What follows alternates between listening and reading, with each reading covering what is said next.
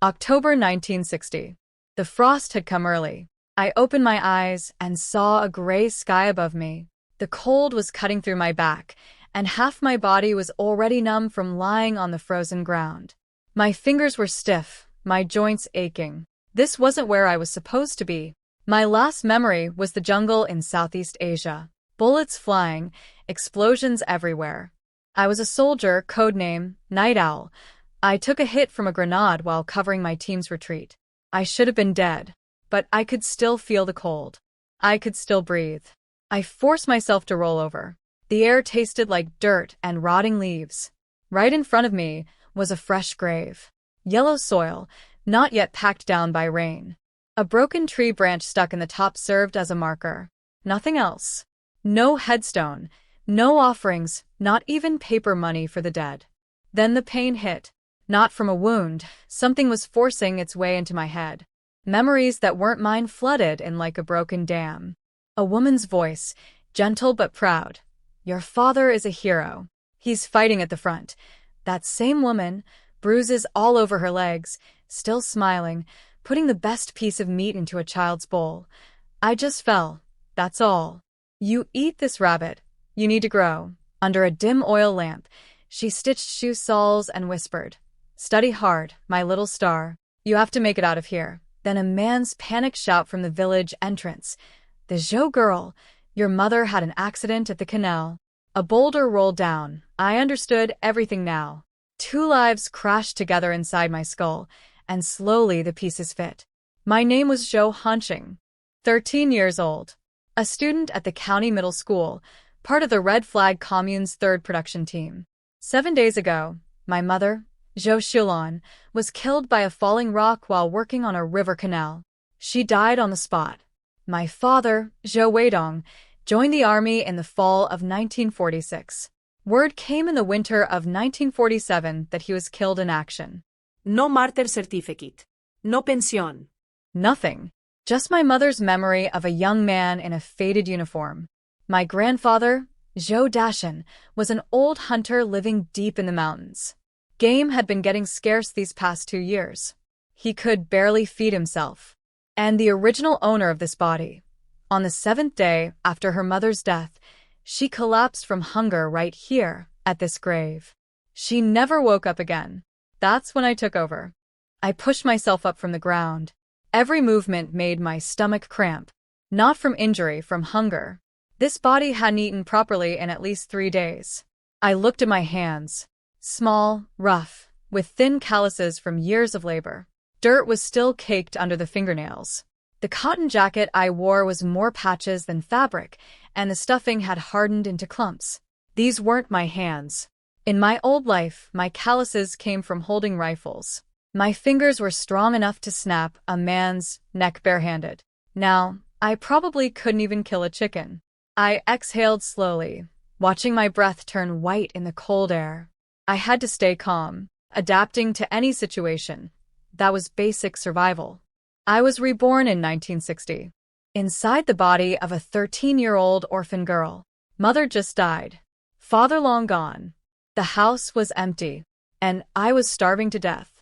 I grabbed my knees and stood up. My legs shook, and everything went black for a second. Low blood sugar. I closed my eyes, steadied my breathing, and when I opened them again, my gaze was sharp. First priority, stay alive. I looked around. This was the paupers' graveyard behind the production team's hill. A few old tombstones leaned at odd angles among the weeds. Down below, I could see the village, rows of mud brick houses, barely any smoke rising from the chimneys. My home was at the foot of the hill, about a kilometer from the village. 2 mud brick rooms and a broken yard, sitting alone at the edge of the wilderness. Too remote for most people, perfect for someone like me. Then something strange happened. A faint glow appeared in the air, and a transparent figure took shape, the original Zhou Hanxing. She wore the same ragged jacket, but her face was peaceful, smiling. Big sister, she said, her voice soft as a sigh in the wind. You can have my body. I'm going to see my mother now. Please live well. I looked at her and nodded. I will. I'll live for both of us. She smiled, a clean, pure smile, and flew toward a blurry figure in the distance with open arms. It was Zhou Hanxing, mother and daughter, together again at last. The light faded. The graveyard was silent once more. I spoke quietly toward the grave. I will survive. Then I turned and walked down the hill. My steps were slow because the body was weak, but every step was steady. The mind of a soldier was awake inside this small, frail frame, like a sharp blade hidden in an old, worn sheath. It took me almost half an hour to get down to the house. 2 mud rooms, a yard with a half-collapsed fence. The gate was barely shut. I pushed it open and went inside. The yard was empty. A pile of firewood in the corner, almost gone. The water jar under the eaves held nothing but a bit of murky water and some dead leaves. Inside, the place smelled of mold and dust. The main room had 1 broken table and 2 benches. The inner room had a heated brick bed covered with thin, damp bedding, more patches than cloth. The kitchen was worse. A mud stove, a cracked clay pot, a few rough bowls. I lifted the lid of the rice jar. Empty. I picked up the flour sack. Flat. I had nothing. I stood in the middle of the kitchen and closed my eyes. I needed food, water, warm clothes. I needed to survive. The moment that thought formed, the world spun around me. When I opened my eyes again, I was standing somewhere completely different. Bright lights, clean tile floors, rows and rows of neat shelves. The air smelled faintly of cleaning products and food. I froze. This was a shopping mall. A modern, 21st century shopping mall. And not just any mall. It was the Century Mall near my old home from my previous life. I used to wander through it whenever I wasn't on a mission. I knew every floor by heart. Basement supermarket, cosmetics on the first floor, women's clothing on the second, all the way up to the rooftop restaurant on the 10th. A personal pocket dimension? Like those characters in the web novels I used to read? I snapped out of my shock fast. Years of combat training meant I could accept strange situations quicker than most people. I thought the word out, and in a blink I was back in the dark mud brick house. I thought in, and the mall appeared again. After testing it a few more times, I confirmed 2 things. First, I could enter and leave this space whenever I wanted. Second, time inside and outside seemed to move at the same speed. My stomach growled so hard it hurt. Enough testing. I needed to eat. I went back to the house first, locked the yard gate, bolted the bedroom door. Then I entered the space again. The mall was completely empty. Just me and the sound of my own heartbeat. I headed straight for the supermarket on the basement level, to the hot food section. The warming cabinet still had fresh porridge steaming inside. I didn't bother finding a proper bowl. I grabbed a paper cup, scooped up the porridge, and poured it down my throat. The warmth spread through my whole body instantly. Not enough. I drank 2 more cups, then grabbed steamed buns and bit into them. The taste of bread exploded in my mouth. This starving body soaked up every bit of nutrition like a sponge. 3 buns later, the cramping in my stomach finally eased. I leaned against a shelf and let out a long breath. I was going to make it. Now I could actually look around. The mall was fully lit, everything running. The air conditioning pushed warm air through the vents. The refrigerators hummed. The escalators stood ready. Somehow this space had its own power supply. I rode the escalator up to the 2nd floor, the women's clothing section. In a tall mirror, I saw myself for the first time, shockingly thin. My hair was dry and yellow like straw, my cheeks hollow, my skin waxy. The filthy padded jacket I wore was so dirty you couldn't tell what color it had been. I picked out a few things that fit. Thermal underwear, a thick sweater, padded pants, and a plain dark blue jacket that wouldn't stand out. Then I went up to the 9th floor. There was a VIP lounge up there with its own bathroom and a big bathtub. I ran hot water and peeled off those rags. When I sank into the warm water, I couldn't help letting out a sigh. This was the first moment of comfort since I'd been reborn. I scrubbed myself clean. The water turned brown almost immediately. I had to drain and refill the tub 3 times before I was actually clean. The person in the mirror was still skinny, but at least I could see real skin now. I lay on the soft bed in the lounge and stared at the ceiling light, feeling like none of this was real. One moment I was dodging bullets in Southeast Asia. The next I was a 13-year-old orphan in 1960s China with a magic shopping mall in my head. In my past life, I was an orphan too. The country raised me and turned me into its sharpest blade. When I wasn't on missions, I liked two things: wandering through malls eating good food and reading web novels. Every time I read about a main character with a pocket dimension, I was jealous. Now heaven had actually given me one. And not a small one either. Since I've become you, I'll live well, I said quietly to the empty air, speaking to the girl whose body I now wore. Your share and mine, together. I slept deeply and woke up feeling much better. Back in the mud brick house, it was still dark outside. I found a simple mechanical watch in the mall's supermarket. I didn't know the exact time yet, but I'd set it right when I got the chance. I put on an old jacket from this era over the thermal underwear from the space, then pulled on the mother's patched cotton coat on top. Nothing looked out of place. Just as I finished getting dressed, someone knocked on the yard gate. Little Star, are you asleep? It's Grandpa. I quickly lit the oil lamp and opened the door. In the moonlight, Grandpa Zhou Hanxing stood there with a cloth bag on his back, his bad left leg trembling slightly. Grandpa, why did you come? I hurried to help him inside. Your mother's gone. You're here alone. I can't just leave you. He was panting hard. He'd clearly rushed all the way here. From now on, Grandpa stays with you. I closed the gate and helped him into the house. The moment he sat down, he started coughing. Fresh scratches from tree branches still hadn't scabbed over on his face. Sit and rest, Grandpa. I'll make something to eat. I went to the kitchen and started a fire to boil water. While the firelight covered my movements, I pulled some dried noodles and 2 eggs from the space. When the water boiled, I dropped the noodles in, cracked the eggs on top, and added just a pinch of salt. Nothing fancy. I brought out a steaming bowl of egg noodles. Grandpa's eyes went wide. Girl, these noodles, these eggs. You keep them for yourself. Grandpa's not hungry. I already ate. Hurry and eat while it's hot, I said, pushing the bowl toward him. You walked all that way. You need food. He stared at the white noodles and the golden eggs in the bowl, and his eyes turned red. His hands shook as he picked up the chopsticks. He bent his head and started eating in big mouthfuls. Halfway through, tears dripped into the broth. He finished every last drop of soup. Then he insisted on washing the bowl himself, and I couldn't stop him. Back inside, he sat on the edge of the brick bed and let out a long sigh. Girl, I only found out about your mother 2 days ago when I got home. I was deep in the mountains all this time. His voice broke. I sat beside him. Grandpa, I'm okay. You need to take care of yourself too. You're the only family I have left.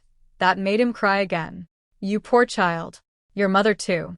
I told her before I left, don't go dig that canal. I said I'd go deeper into the mountains, make a few more trips, earn enough for your school fees. But she was stubborn. The oil lamp flickered, lighting up the deep lines on his old face.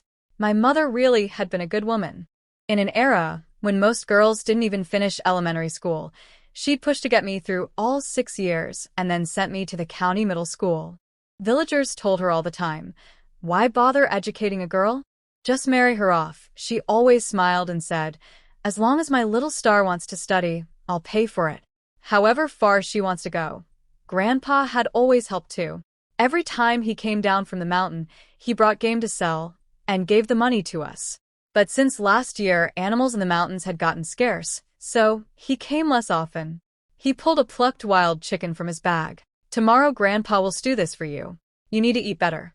Then he reached inside his coat and shook out a cloth pouch. Crumpled bills, a few coins, 2 grain ration tickets, and 1 sugar ticket spread out on the bed.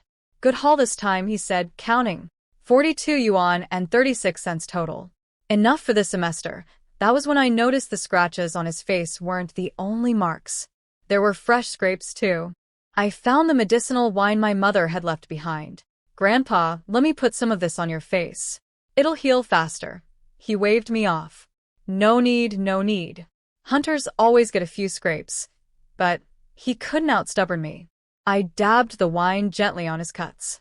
Any injuries anywhere else? No, just the face. He grinned, showing the gap where a front tooth was missing. Count the money and put it away safe. When you go back to school, Grandpa will head to the farther mountains and save up for next semester's tuition. Grandpa, I said, pressing his hand down. Mother left some money. Don't go into the deep mountains anymore. There's no food up there now, and the hungry animals are dangerous. Your mother always wanted you to go to high school. His eyes lit up. High school costs even more. Grandpa's saving for you now. My eyes stung. In my past life, I was an orphan raised by the state. That's why I walked the most dangerous paths, took the most dangerous missions, and never complained. It was the only way I knew to repay what I'd been given. In this life, I had family. This quiet old man who always showed up with whatever he could carry down from the mountain. That woman who stitched shoe soles under the oil lamp and said, "As long as my star wants to study, I'll pay." This was real family. Warm, solid, burning with love. I boiled water and brought it in. Grandpa, soak your feet.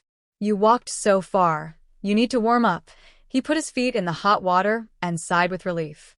I crouched down and saw that his bad leg, the left ankle, injured years ago when a wild boar charged him, was badly swollen. Walking this far had made it much worse. It's nothing.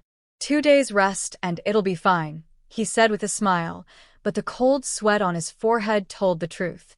I looked at that swollen, shiny ankle and made up my mind. Grandpa, I'm not planning to stay at school full-time anymore. What? He nearly jumped out of the footbath. Why would you stop? Didn't we just say there's enough money? Your mother's one wish was for you to study and get out of here. I'm not quitting school, I said, steadying him. I want to ask my teacher if I can study at home and just go in for exams. Right now, half the school day is labor class anyway, mornings in class, afternoons doing farm work. He blinked. They don't have full days of lessons anymore. No. Let me try it this semester. If it doesn't work, I'll go back to boarding next semester. My voice was firm. Grandpa, stay here with me. Stop going into the deep mountains. He stared at me for a long time, then finally sighed. All right. Try it first. If it doesn't work, we go to the school next month. But you have to study hard. Your mother wanted you to make it out. I know. I settled him into my mother's room for the night, then went back to my own. The crumpled bills and ration tickets sat on the brick bed, glowing softly in the lamplight. I smoothed each one flat, stacked them neatly, and tucked them close to my body. I lay down on the heated bed. Underneath my old clothes, I wore the soft thermal underwear from the space. The thick quilt covering me was also from the space. I just put a worn-out cover over it so it wouldn't look suspicious. From the next room came the steady sound of Grandpa's snoring. The winter of 1960 was going to be brutal, but at least tonight I was warm. I woke up just before dawn. Pale light was creeping through the window paper, and from outside came the steady sound of a broom sweeping the yard. One stroke, then another. Grandpa was already up. I got out of bed. The quilt from the space was still warm and soft. With the thermal underwear underneath and Mother's old padded jacket on top, I didn't feel cold at all. I pushed open the door and stepped outside. Grandpa was bent over, sweeping the yard. He held the broom handle with one hand and braced his bad knee with the other. It looked painful, but he was thorough. Dead leaves, dry grass, scraps of paper left from the funeral, all swept into a neat pile in the corner. Grandpa, why are you up so early? He straightened up and wiped the sweat from his forehead. Old people don't need much sleep. Your yard was messy, so I figured I'd tidy up. His voice dropped. Your mother liked things clean. She always kept this place spotless. He was right.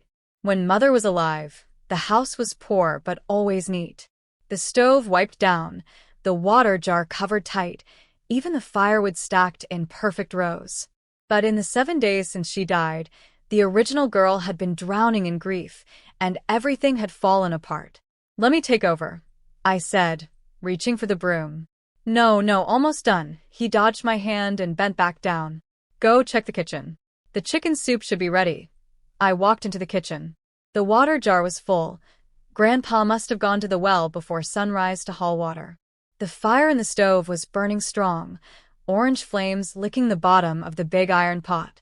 I could hear it bubbling, and the smell of chicken soup filled the whole room. I lifted the lid.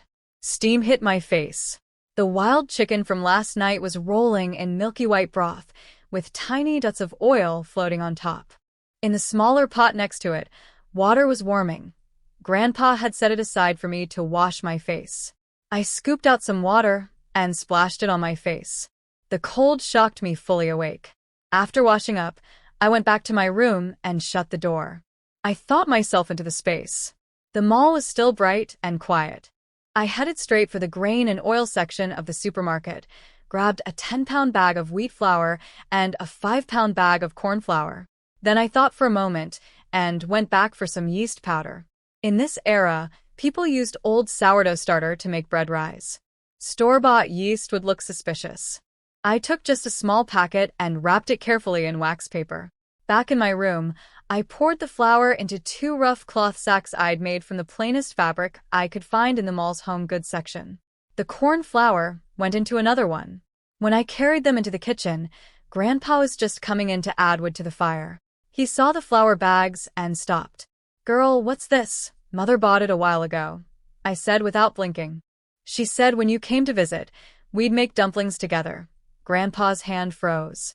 He stared at those 2 bags of flour, and his eyes slowly turned red. "That foolish daughter of mine," he said, his voice cracking. "Times like these, and she was still saving things. You two should have eaten it yourselves. I can get by on anything. Well, now is the time we eat together." I poured the wheat flour into an empty clay jar next to the rice crock and stored the corn flour the same way. "Grandpa, today we're having steamed buns." I measured out 2 bowls of wheat flour and mixed in half a bowl of corn flour. Pure white flour would draw too much attention. I dissolved the yeast in warm water, then started kneading the dough. This body was weak, so the kneading was hard work, but my technique was solid. In my previous life, I had a secret hobby that nobody knew about: cooking. Between the gunfire and the life-or-death moments, I liked to study recipes and imagine warm, comforting food. It was how I fought back against the coldness of my world. Once the dough was smooth, I covered it with a damp cloth and left it to rise. Then I started cleaning the kitchen. The stove was coated in ash. I fetched water and scrubbed it with a dried loofah until it was clean. I took every bowl and dish out of the cabinet, washed them one by one, and set the chipped ones aside to replace later. I swept the floor and plugged up the mouse holes in the corners with chunks of mud. Grandpa sat by the fire, watching me work. I could feel his eyes on my back, studying me. This child had changed overnight, and he knew it. Not the forced kind of growing up, where a kid just acts tough. Something deeper, calm and steady, from the inside out. He probably thought losing my mother had done it. An hour later, the dough was ready. I peeled back the cloth. It had puffed up beautifully, springy to the touch. I kneaded it again to push out the air, then tore off pieces and rolled them into smooth rounds. I filled the big pot with water, set the bamboo steamer on top, lined it with a clean cloth, and arranged the buns inside. Lid on. Grandpa, big fire. Got it. The flames roared. The water boiled fast, and steam hissed out from under the lid.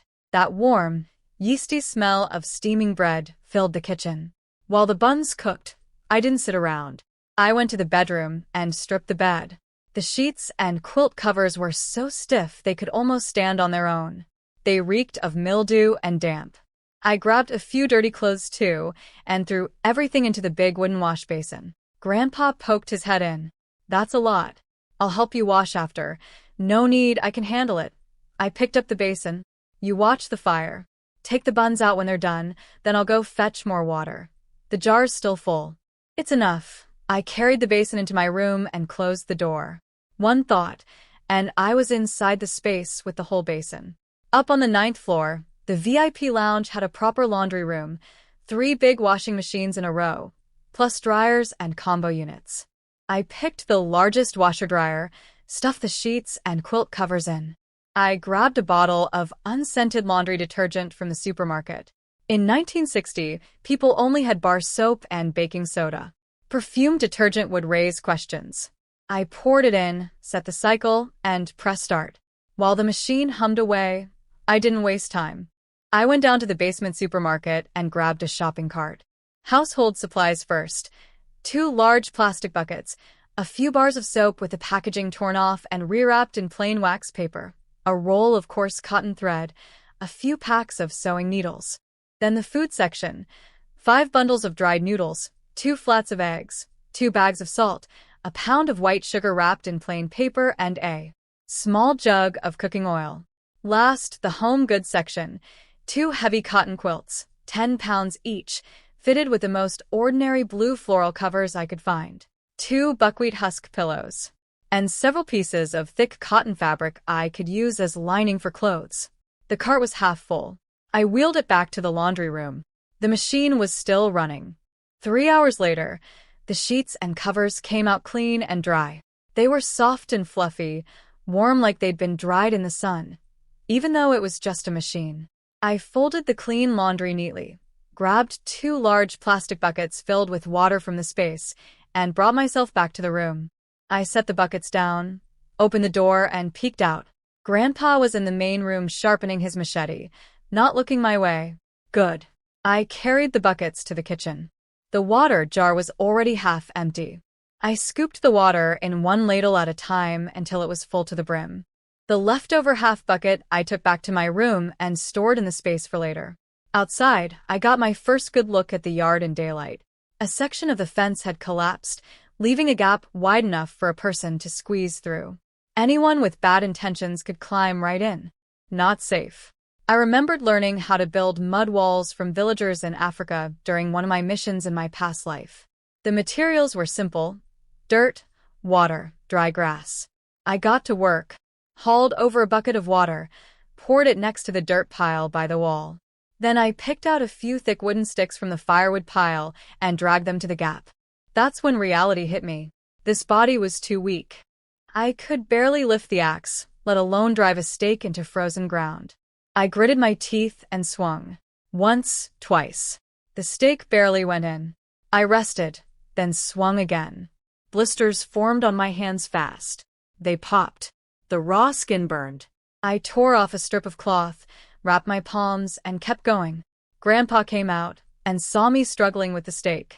My face was red, sweat all over my forehead, blood seeping through the cloth on my hands. "Girl, what are you doing?" He rushed over. "Fence is broken." "Fixing it," I said, catching my breath. Let me.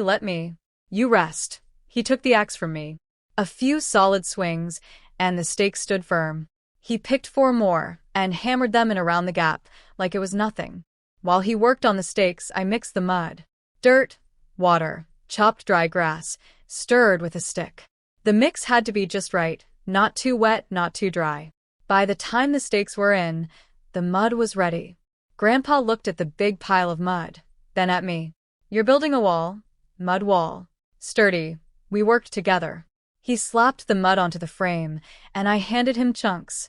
His leg was bad, but his arms were strong. He packed the mud tight, layer by layer. 2 hours later, we had a rough wall about waist high. It wasn't pretty, but it was thick and solid. Good enough to keep someone out. "We'll smooth it out tomorrow," Grandpa said, wiping his sweat. "Girl, where'd you learn this?" "Read it in a book," I said with a straight face. He nodded and didn't ask more. He knew I liked reading. Lunchtime. I heated up the chicken soup and steamed buns. From the space, I smuggled out a small dish of pickled mustard greens, store-bought Fuling Jiatsai with the packaging torn off, served in a plain clay dish. We sat in the main room. Grandpa picked up a chicken leg and put it in my bowl. Eat. Build your strength. I put the other leg in his bowl. You too, Grandpa. The 2 of us sat there with hot chicken soup and soft white buns. The buns had turned out well, fluffy, with a fine honeycomb texture inside. The soup was rich, the chicken falling off the bone. Halfway through the meal, Grandpa said suddenly, "Girl, these buns are better than your mother's." My hand stopped. Your mother could never get the dough right. It was always too sour or too hard. He stared out the door, like he was looking through time itself. She was impatient. Never waited long enough for the dough to rise before putting it on the steamer. His voice trailed off. I lowered my head and drank my soup. I'd never seen Zhou Hanxing make buns, but I could picture it. A woman who had to work the fields and raise a child alone. Where would she find the time to wait for dough to rise properly? From now on, I'll make them for you, I said. Grandpa nodded and took a big bite of his bun. I'm going to chop firewood this afternoon, he said. Winter's coming. We need a good supply. I'll go with you. No. You clean up around here. The machete's too heavy for you. I didn't argue. After he left with the blade over his shoulder, I went back inside, locked the door, and entered the space. This time I went straight to the 8th floor, the food court. Restaurants lined both sides, all empty, but still lit up, food still warm. I found a dumpling shop and boiled 20 pork and cabbage dumplings. Then I went next door and ladled out a bowl of seaweed and pork rib soup. I sat by a window. Outside wasn't really outside. It was the mall atrium, decorated to look like a city skyline at night through floor-to-ceiling glass. I bit into the first dumpling. The pork was firm, the cabbage sweet. The soup was savory, the ribs tender enough to fall apart. I ate slowly, but my mind was working fast. The supplies in this space could last me years, but I couldn't just sit and use them up. And everything from here looked too modern. I had to bring things out carefully, a little at a time. First priority, improve our daily life, but gradually. Start with food. Small steps. Second, find out the truth about my mother's death. An accident while building a canal. Was it really an accident? Third, my father. He joined the army in 1946 and was reported dead in 1947. No martyr certificate. No pensión. That didn't add up. I finished the dumplings and cleaned up. The space seemed to maintain itself. Whatever I used would reset by the next day. I went to the 9th floor laundry room, collected the sheets and covers I'd washed that morning, and gathered the clean clothes. Back in the real world, the afternoon sun was warm. I hung the sheets and covers in the yard to make it look like I'd washed them by hand. Then I started making the beds. For Grandpa's room, I put on a new 10-pound cotton quilt with a blue floral cover. Thick and fluffy. A new buckwheat husk pillow, too. Same for my bed. The old quilts were hard as bricks. I folded them and put them in the cabinet. Couldn't throw them away. In this era, nothing was wasted. Just as I finished, the yard gate rattled. Grandpa was back, dragging a dead tree behind him. The trunk was as thick as his waist. Grandpa. I ran over to help. It's fine, not heavy, he said, but he was gasping hard, and his bad leg was shaking. We dragged the trunk into the yard together. He wiped his face. There's a whole pile more at the foot of the hill. I'll carry the rest over. I'm coming with you. This time he didn't refuse. We walked to the base of the hill. On the ground was a small mountain of firewood, dead branches and broken logs, all tied into neat bundles. You cut all this in one afternoon. Plenty of dead trees up there. Easy pickings. He said it casually, but the fresh cuts on his hands told the real story. We started hauling. I could only carry one small bundle at a time. Grandpa used a shoulder pole, 2 big bundles per trip. Back and forth more than a dozen trips. By the time the last bundle was inside the yard, the sky was going dark. The yard was full of firewood, stacked neatly against the wall. Grandpa sat on the doorstep, breathing hard. I went to the kitchen and boiled water. We sat in the yard soaking our feet in hot water. The tiredness of the whole day seemed to melt away. Grandpa looked at all the firewood and sighed with satisfaction. That's enough to last the whole winter. I looked at his face in the fading light. The wrinkles ran deep, like they'd been carved with a knife. But his eyes were bright, the kind of brightness that comes from feeling like life might actually work out. Grandpa, I said. I'm going to be fine. You need to be fine too. He blinked, then smiled, showing the gap where his front tooth used to be. Good. The two of us will both be fine. Night settled in completely. I went to my room and closed the door. I didn't light the oil lamp. I just lay down and closed my eyes. I woke before dawn the next day. I crept out of bed quietly, went to the kitchen, and lit the stove. Pine needles caught fire fast, and the flames lit up the dark room. I added water to the pot, then snuck half a bowl of white rice from the space, mixed it with some millet, and set it to cook. While the porridge simmered, I put yesterday's leftover buns in the steamer to warm up. Then I pushed open the yard gate and stepped outside. The morning mountain wind cut across my face like a small knife. I pulled the old padded jacket tighter and started jogging around the yard. This body was in terrible shape. 2 laps and my lungs were on fire. My throat tasted like blood, and my legs felt like they were filled with lead. I stopped, bent over, hands on my knees, gasping. The sweat on my forehead turned icy in the cold wind. Can't rush it. I straightened up slowly and started stretching. All those basic physical recovery exercises from my army days, they were useful now. Leg stretches, wrist and ankle rotations, torso twists. Every movement was careful and precise, even though my muscles screamed and shook. This body was severely malnourished. Almost no muscle mass. Endurance was shockingly bad. But I was only 13. There was still time. I looked down at my small, skinny frame and frowned. Even for my age, I was short, a real little runt. After about an hour of training, my clothes were soaked with sweat. From the next room, I heard Grandpa stirring, coughing, the shuffle of putting on shoes. I stopped and went to my room, shut the door.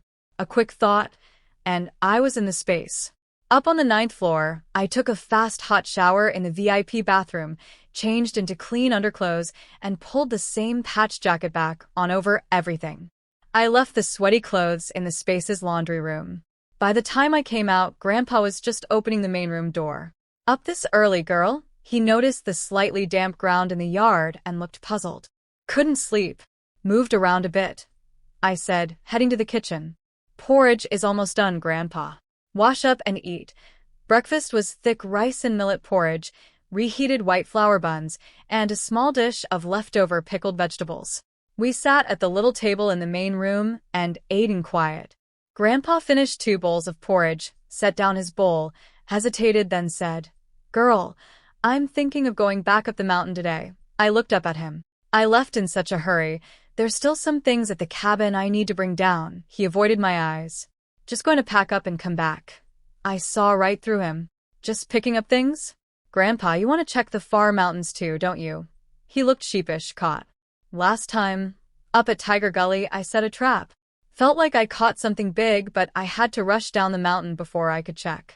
I just want to take a look. If it's gone, I'll leave it. But what if it's still there?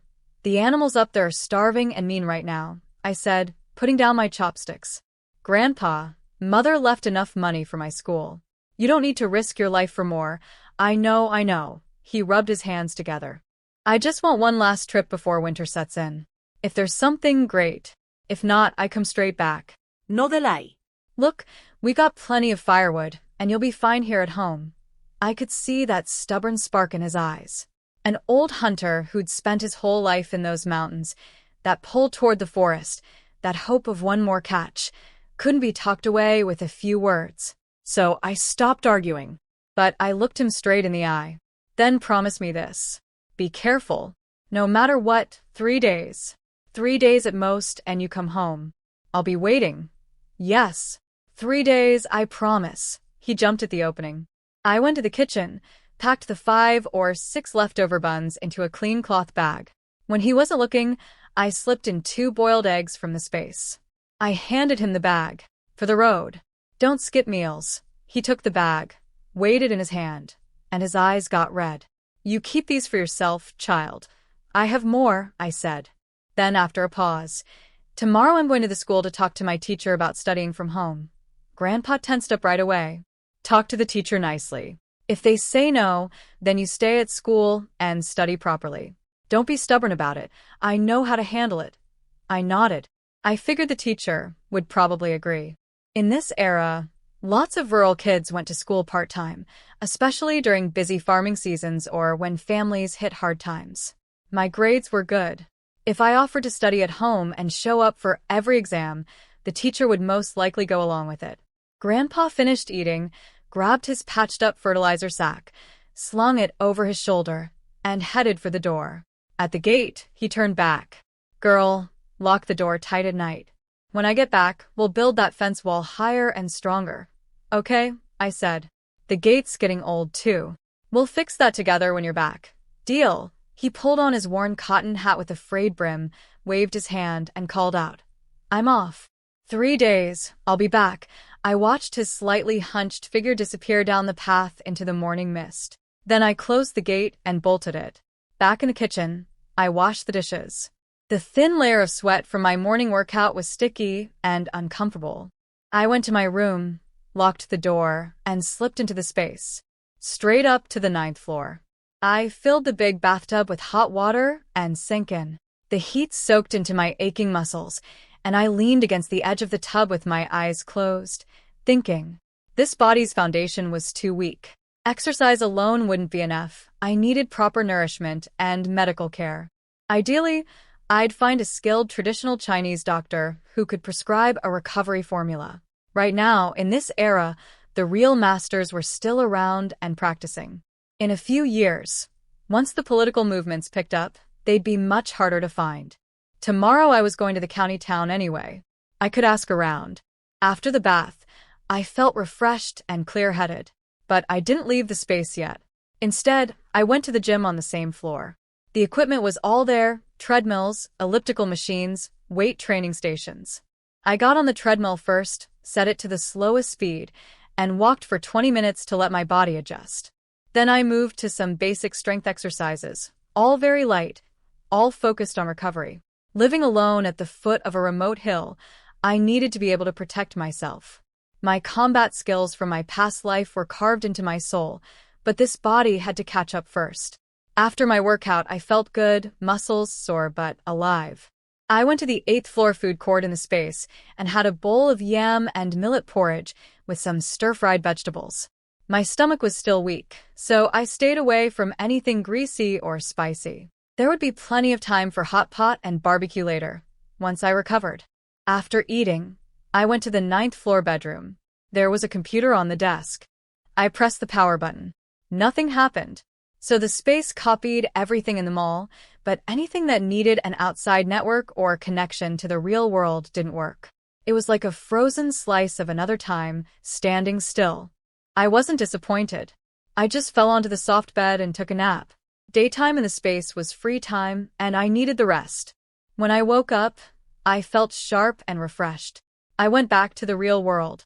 Outside my window, the sky was already turning dark. I walked through the yard, quiet, everything normal. In the kitchen, I gathered up the modern-looking flour, cornmeal, and cooking oil and stored them back in the space. Too risky to leave them sitting out. I kept just a thin layer at the bottom of each container for show. I'd pull things out only when I needed them. That night, I lay on the brick bed. Underneath me was a thick mattress pad from the space, covered by the regular quilt on top. I'd slept too much during the day, so I wasn't tired at all. I stared into the darkness, and fragments of my old life drifted through my mind. Muddy training grounds, smoke-filled battlefields, and those rare, quiet evenings walking under city lights. I was just starting to drift off when I heard it. A tiny sound from the yard. A soft click, like a small stone rolling. I was instantly wide awake. I held my breath and listened. Silence. Then slow, careful footsteps. Someone stepping on dry leaves, making the faintest rustling sound. The figure was moving toward the front door. Someone had gotten into the yard. I sat up without making a sound and pulled on my jacket and pants. My fingers found what I needed under my pillow: a sharp knife and a collapsible steel baton, about a meter long when extended. Both from the space. I always kept them close now. I moved barefoot to the door of the main room and pressed myself into the shadow behind it. The old wooden door had wide gaps, and there was a small hole in the window paper. Through the faint moonlight, I could see a dark shape hunched over, creeping closer. I couldn't make out the face, but the outline was clear: an adult man. I slid the door bolt open without a whisper of sound. I controlled my breathing, gripped the baton, and waited in the shadow. The man reached the door and paused, listening. The house was dead silent. He hesitated, then pushed the door. The hinge let out the tiniest creak, and a gap opened. He squeezed his body through sideways, moving with the practiced care of someone used to stealing. But he never once thought to check behind the door. The moment half his body was inside, his attention still fixed on the dark inner room ahead, I struck. No wind, no warning. The black baton cut a short, precise arc and cracked against the spot where his skull met his neck. He let out one muffled grunt, went limp, and dropped face first onto the floor. He didn't move. I didn't rush forward. I waited a few seconds, then poked his shoulder with a baton from a distance. No reaction. I pulled a powerful flashlight from the space and switched it on. The white beam hit his face. Dark, greasy skin. Around 30 years old. A mole by the corner of his mouth. I knew him from the original girl's memories, Lai Wazi. The village's well-known troublemaker. 30 and still single, never worked an honest day in his life. Petty thief, sneak, good for nothing.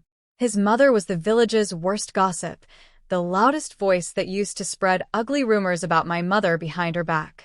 My eyes went cold. I tried to drag him, but this body was too small and weak. I couldn't move him at all. Then a thought crossed my mind. The space can take in objects.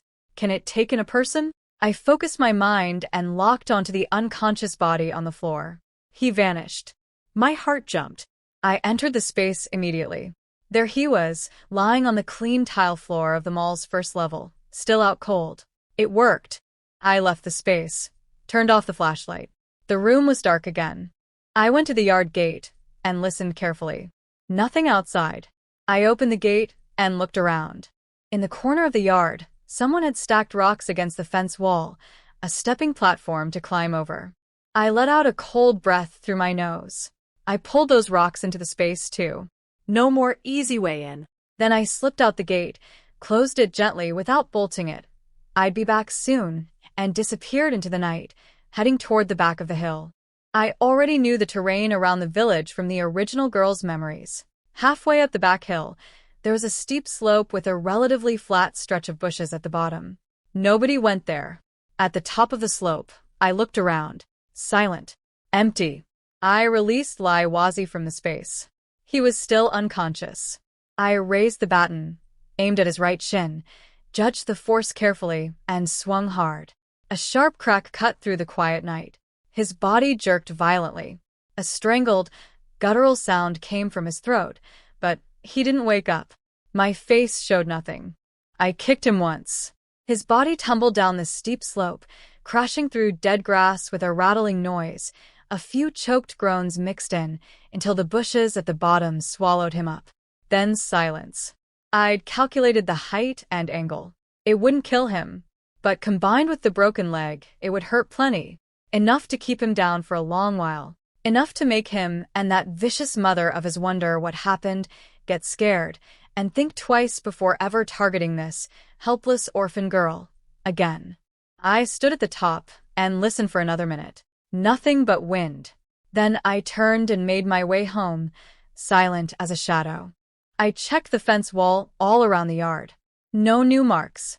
I went inside, bolted the gate behind me. Back in the house, I thought about it and decided to pull the new quilts and pillows out of both beds, Grandpa's room and mine, and store them back in the space. I put the old, stiff bedding back on. The house couldn't have anything that looked too good. Nothing that would make people ask questions. Then I entered the space one more time, went to the bakery section of the supermarket, and grabbed some cornflour buns. I packed them in a plain cloth bag for tomorrow's trip to the county town. Corn buns were far less eye-catching than white flour ones. I lay back down on the hard brick bed. The night was still deep.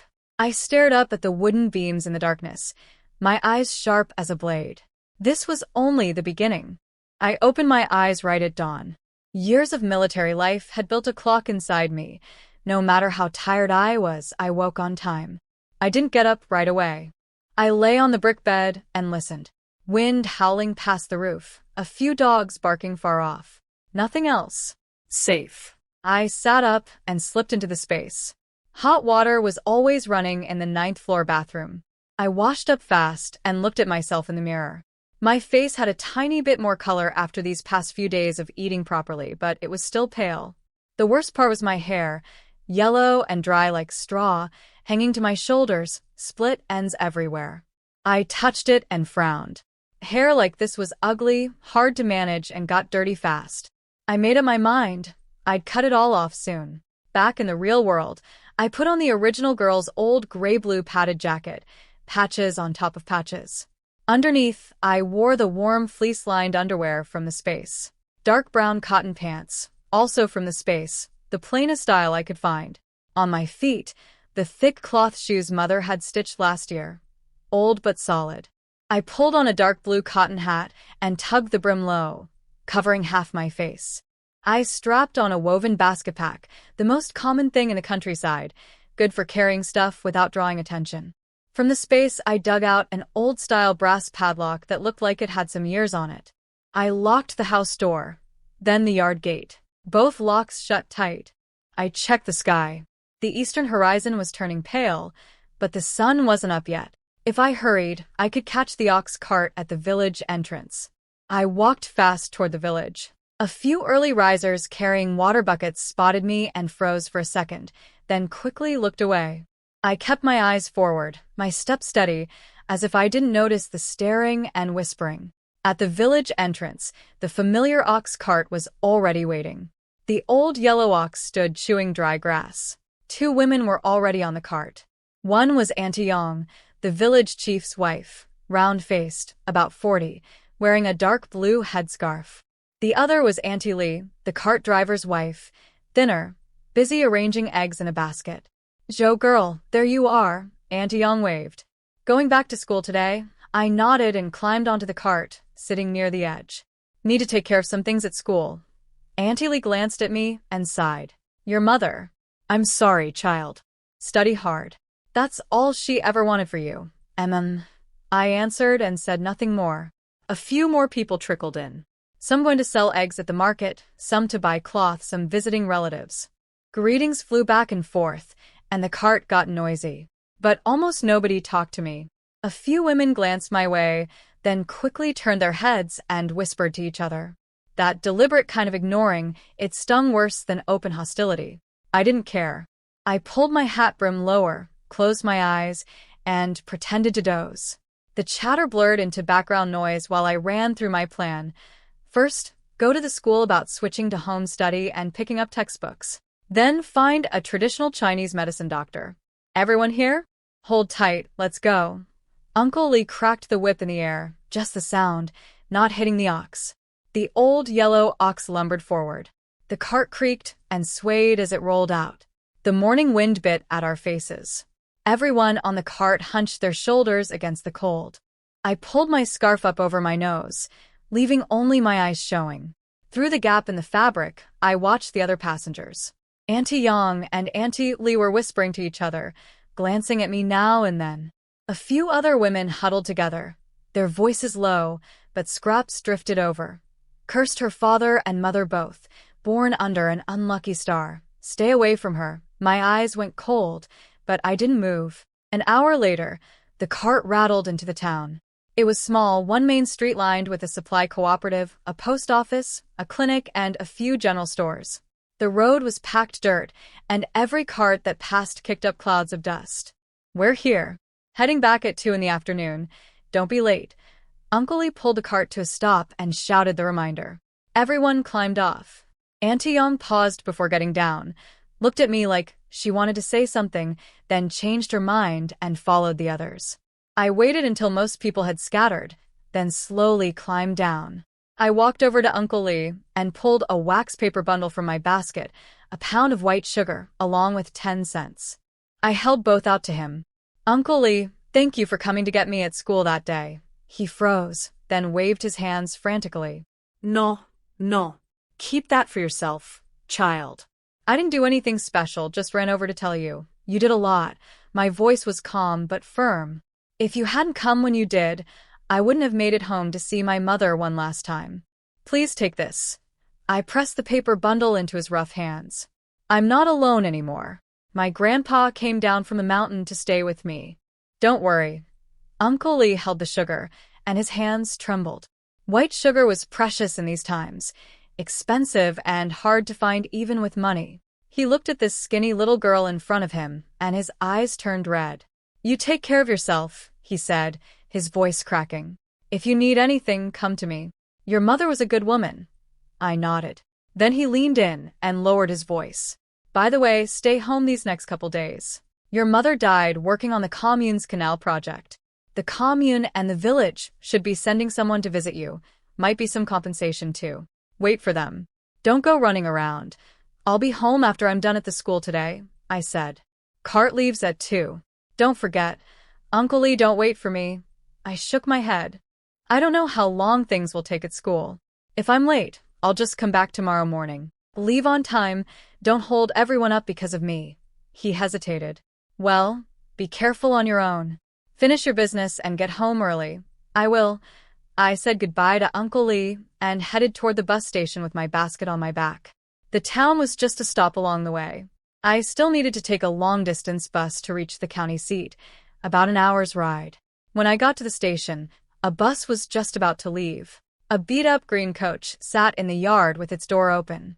The ticket seller, a middle-aged woman with curled hair, was shouting from the doorway.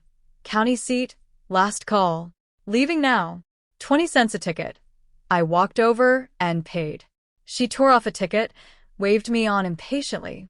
Get on, get on. The second I stepped onto that bus, a wall of smell hit me. Sweat, poultry, dust, and something sour I couldn't even name. I nearly threw up on the spot. The bus was already mostly full.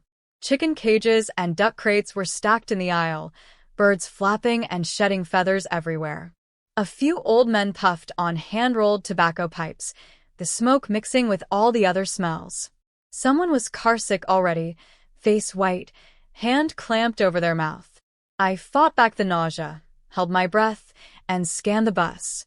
There was one empty seat left, back row, by the window. I went straight for it. The second I sat down, I slipped an orange candy from the space into my mouth. The cool, sour-sweet taste pushed down the sick feeling in my throat. I pulled my hat low over my face and closed my eyes. The bus lurched forward. The rickety thing bounced over every pothole in the dirt road like it was trying to shake my bones apart. Chickens squawked, ducks quacked, a baby wailed, and somewhere nearby someone was throwing up. One sound after another, never stopping. I kept my eyes shut tight, leaned against the window, and tried to slip into a meditative state, a trick from my past life for staying calm in miserable conditions. But someone wouldn't let me be.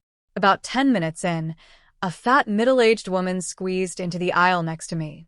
She wore a dark red padded jacket, her face was shiny with grease, and her small eyes swept around the bus before landing on me.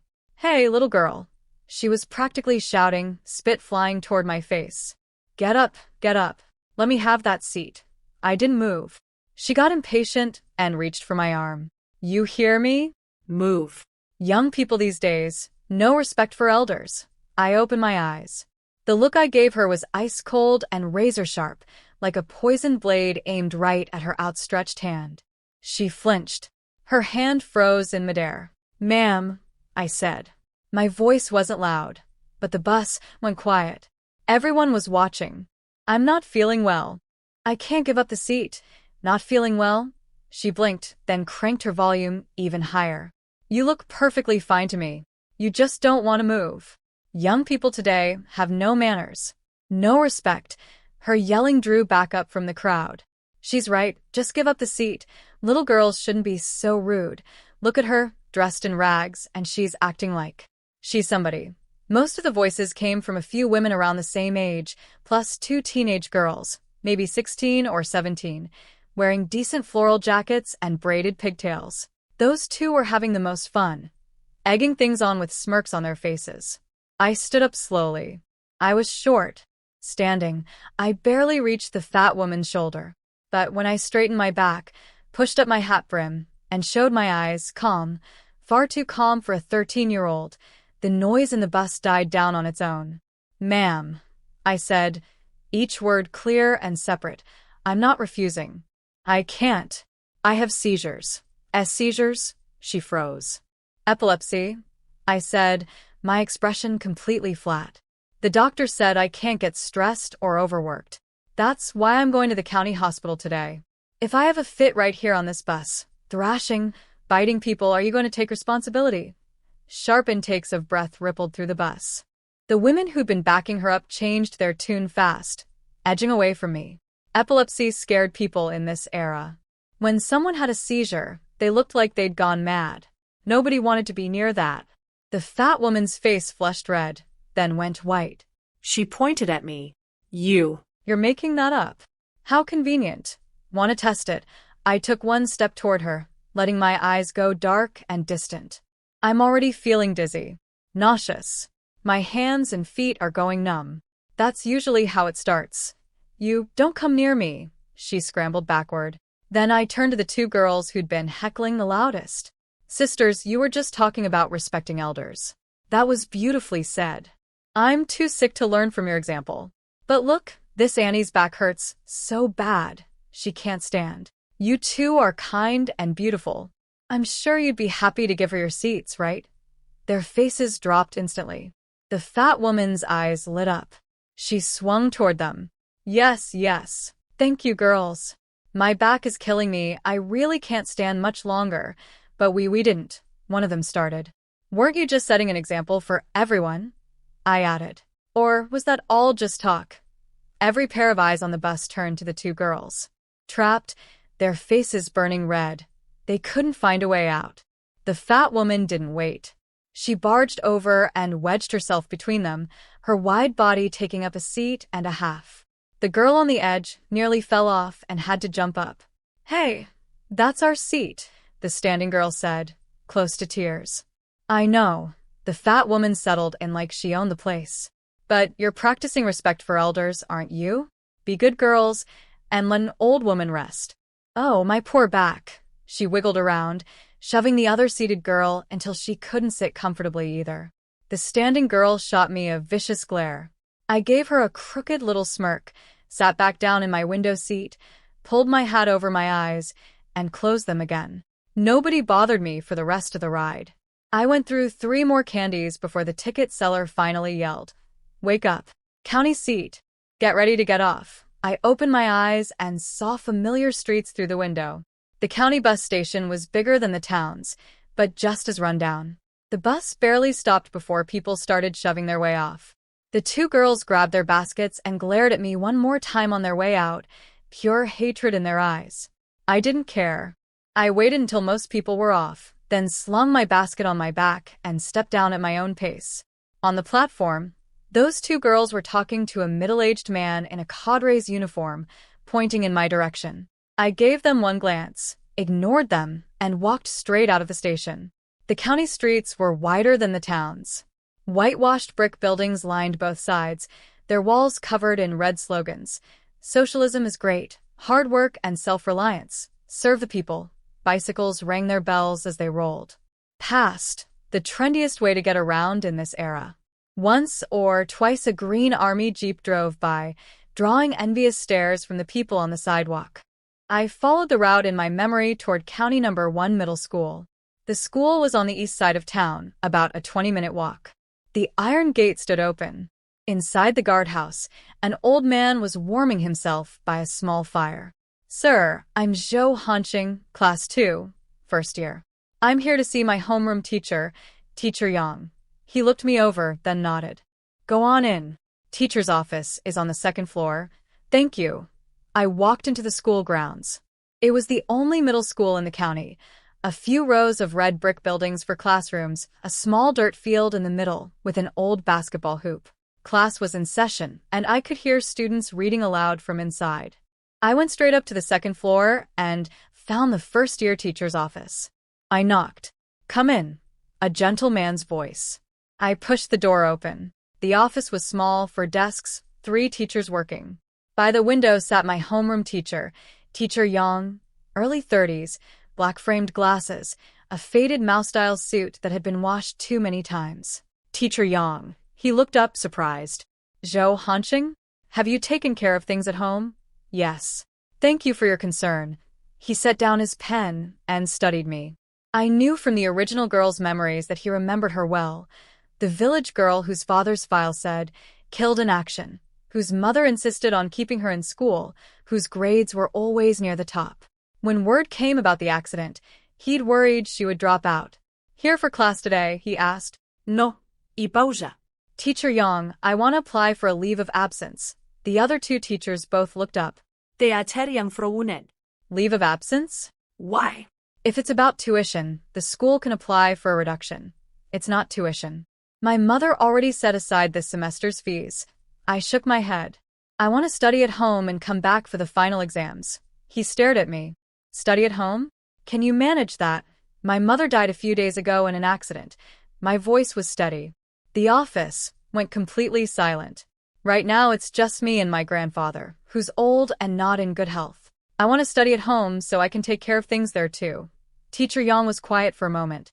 I could see him working through it, a 13-year-old girl, just lost her mother, trying to hold a household together and look after an old man. Will you be able to understand the material on your own? He asked, concern in his voice. First-year courses aren't hard, but without guidance, it's easy to go down the wrong path. If there's something I don't understand, I'll come here and ask you, I said firmly. Once a month, I'll bring my questions. I'll be here for the final exam, guaranteed. If my grades drop too much, I'll come back and board at school next semester. He looked into my eyes, too calm, too steady for a child, and sighed. All right, we'll try it this semester, he nodded. But you must come for the finals. If your grades fall too far, you come back next semester. Agreed. I nodded. One more thing, Teacher Yang. Could you find me a set of second-year textbooks? I want to finish the first-year material at home, then start on the second year. I'd like to try skipping a grade and testing into high school next year. Skip a grade? He was startled. You? I want to graduate early. I didn't explain further. He thought about it. You could consider a vocational school instead. 3 years and you'd get a job assignment. You could support yourself and your grandfather sooner. High school is another 3 years and college is even harder to reach. I've thought about it, I said. But I want to try. He looked at my determined expression and finally gave in. All right. I'll find you the textbooks. Wait here. He went to the storage room next door and came back with a stack of old textbooks and exercise books. These are from last year's students. Some have notes written in them, but they're still usable. Take them home and study hard. Thank you, Teacher Yang. And here, he pulled a notebook and 2 pencils from his drawer. Take these. Study seriously at home and keep good notes. Come ask whenever you're stuck. I took them and thanked him sincerely. I left the office and headed toward the classroom. It was break time now. Students milled around the hallway in small groups, chatting and roughhousing. I walked to the door of class 2 and pushed it open. The room went quiet for a beat. Dozens of eyes turned to me all at once. Some curious, some pitying, some openly pleased at my misfortune. I didn't look at any of them. I walked straight to my seat, 3rd row, by the window. My desk mate was a girl with 2 pigtails named Liu Xiaowan. She was staring at me with wide eyes. Zhou Hanxing? Are you dropping out? She whispered. The moment she said it, the classroom buzzed with chatter. Of course she's dropping out. Her mom's dead, who's paying for school? A village girl making it to middle school was already more than enough. I heard her dad died young too. She's cursed, kills everyone close to her. A tall boy raised his voice on purpose. Zhou Hanxing, getting married soon? Don't forget to invite us to the wedding. The classroom erupted in laughter. Liu Xiaojuan's face turned red. She wanted to argue back, but didn't dare. I acted like I hadn't heard a word and calmly cleaned out my desk. A few textbooks, 2 exercise books, a pencil worn down to a stub, and half an eraser. I packed everything into my basket one piece at a time. Zhou Hanxing, Liu Xiaowan couldn't help asking again, are you really getting married? I didn't stop packing. Just shook my head. No, the basket was full. I swung it onto my back and walked toward the door. Behind me, the tall boy's mocking voice followed. Who's she trying to fool? Give it 2 months, and we'll hear she's engaged. Village girls, they're all the same. I paused for one step, turned my head, and looked at him. The look was calm, almost empty of emotion. But something about it made the boy's spine go cold, and the rest of his words died in his throat. I turned and left. Walking out of the building, I could still hear the laughter and gossip spilling from the classroom behind me. I tugged at the corner of my mouth, a smile with a trace of ice in it. Teacher Yang was waiting outside the office door, holding a few more reference books. Take these too. Study well. Thank you, teacher. I went to the dormitory next. My bed was at the very back of the girls' room, against the wall.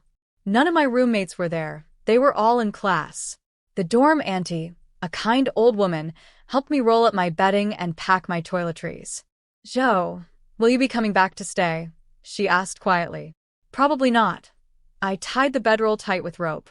Auntie, thank you for looking after me. Oh, child, she sighed and helped me carry the bundle downstairs, where we strapped it on top of my basket. Be careful on the road. If you ever need help, come find me. I will. I walked out the school gate with the heavy basket on my back and turned around for one last look. Red brick buildings, the dirt field, a flag flapping in the wind. This was the way out that the original girl had fought so hard to hold on to. The hope her mother had given her life to protect. I would keep going. But not like this. Once I left the school, I didn't head to the bus station. Instead, I turned into a quiet, narrow alley. High walls on both sides, deep and empty. I walked for a few minutes, checked ahead, and behind, nobody. I stopped. One thought, and the weight on my back vanished. Books, bedding, everything, all pulled into the space. The basket was empty. I felt much lighter. The county hospital was on the west side of town, a 3-story gray brick building. I walked in. The lobby smelled like disinfectant, and people were moving in every direction. I waited in line at the registration window. When my turn came, a young nurse asked without looking up, "Which department? Which traditional Chinese medicine doctor here is the best?" I asked. She glanced up at me. "Seeing a Chinese doctor? Is someone in your family sick?" "It's for me." She frowned but answered. "Dr. Zhou is good.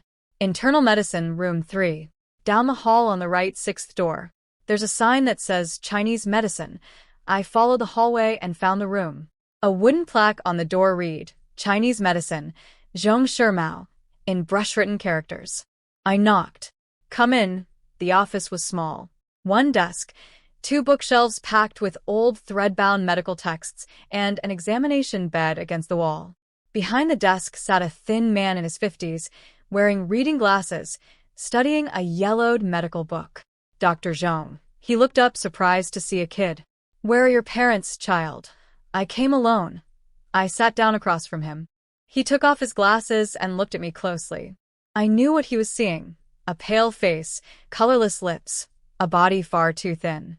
But my eyes must have caught his attention because he paused. Kids my age didn't usually look this steady. "You came by yourself? Do your parents know?"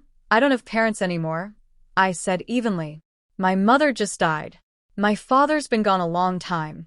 He was quiet for a moment. Then he pointed at the chair beside the desk. "Seat." "Give me your hand."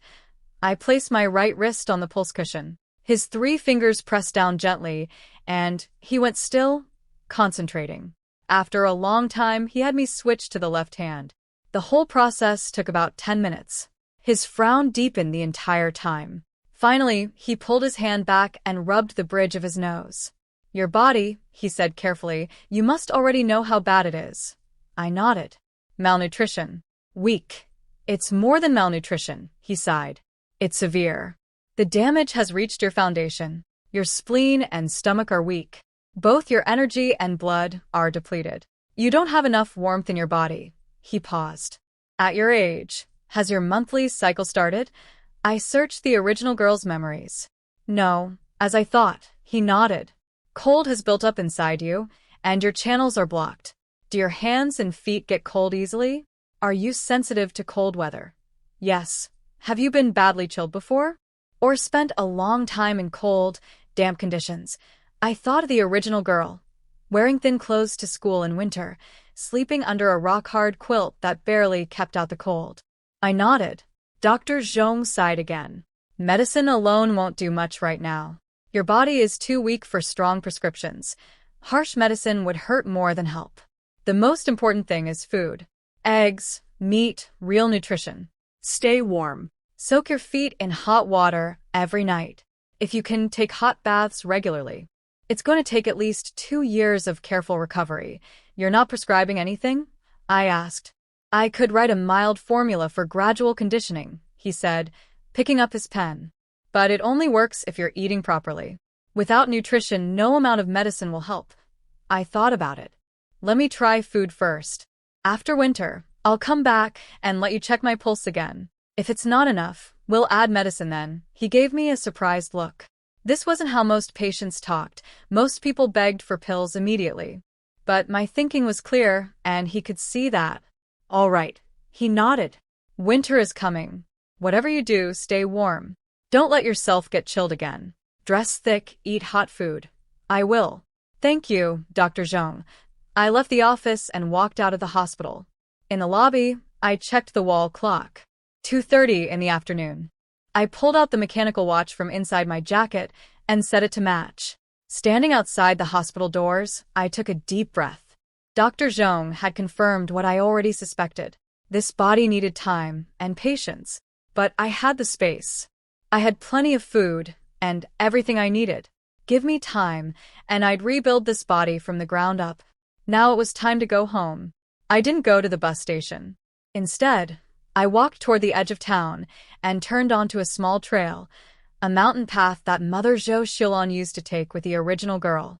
It ran from the county seat straight back to the village without going through the town. About 2.5 hours on foot. I chose this route for 3 reasons. First, I never wanted to set foot on that suffocating bus again, if I could avoid it. Second, the walk was good exercise. Third, I needed to learn the terrain around me. That was a soldier's instinct. Always know your ground. The path was rough, climbing up and dropping down.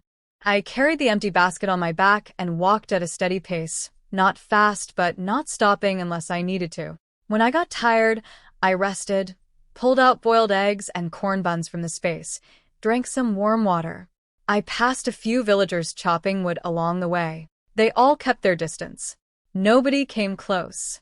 After 3 rest stops and 1 last ridge, I finally saw them, the 2 little mud brick rooms sitting alone at the foot of the hill. Home. I picked up my pace going downhill. At the gate, I checked the lock first. Untouched. I walked the full perimeter of the yard.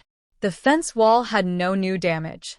It seemed nobody had discovered what happened last night. I unlocked the gate, went inside, and locked it behind me. I checked every room. Everything was in place. Nothing had been disturbed. I pulled out the watch. 6:10 in the evening. 3.5 hours of walking, faster than I'd expected. My ankles were sore, and my calves were tight. I closed the bedroom door and entered the space. At the wonton shop on the 8th floor, I ordered a big bowl of pork wontons. Hot and savory, they warmed me from the inside out. After eating, I went up to the 9th floor and soaked in a hot bath to loosen up my muscles. A little past 9 at night, I came back out to the real world. This time I brought out the thick cotton quilt and buckwheat pillow from the space and made my bed properly. I wasn't planning to sleep in the space tonight. Last night's break-in was too recent. Lai Wazi was probably still lying in that gully with a broken leg, unable to move. But someone else might get ideas. I needed to be here, guarding this home. The wind howled outside all night. I lay in my warm bed, but my mind never fully shut down. A soldier's alertness kept me in light sleep, one ear always listening for anything beyond the wind. Lai Wazi's situation would blow up soon. His loud-mouthed mother would notice her son never came home and start making a scene. But I wasn't worried. That mountain path was remote, and Lai Wazi had been sneaking around in the middle of the night doing something he'd be ashamed to admit. He might not even dare tell anyone the truth. And even if his mother raised hell, there was no evidence. Who would believe a 13-year-old orphan girl could do anything to a grown man? The worst that could happen was some shouting and finger-pointing. I'd sit back and watch. What really kept me up was Grandpa. The old man was stubborn. Once he set his mind on something, nothing could pull him back.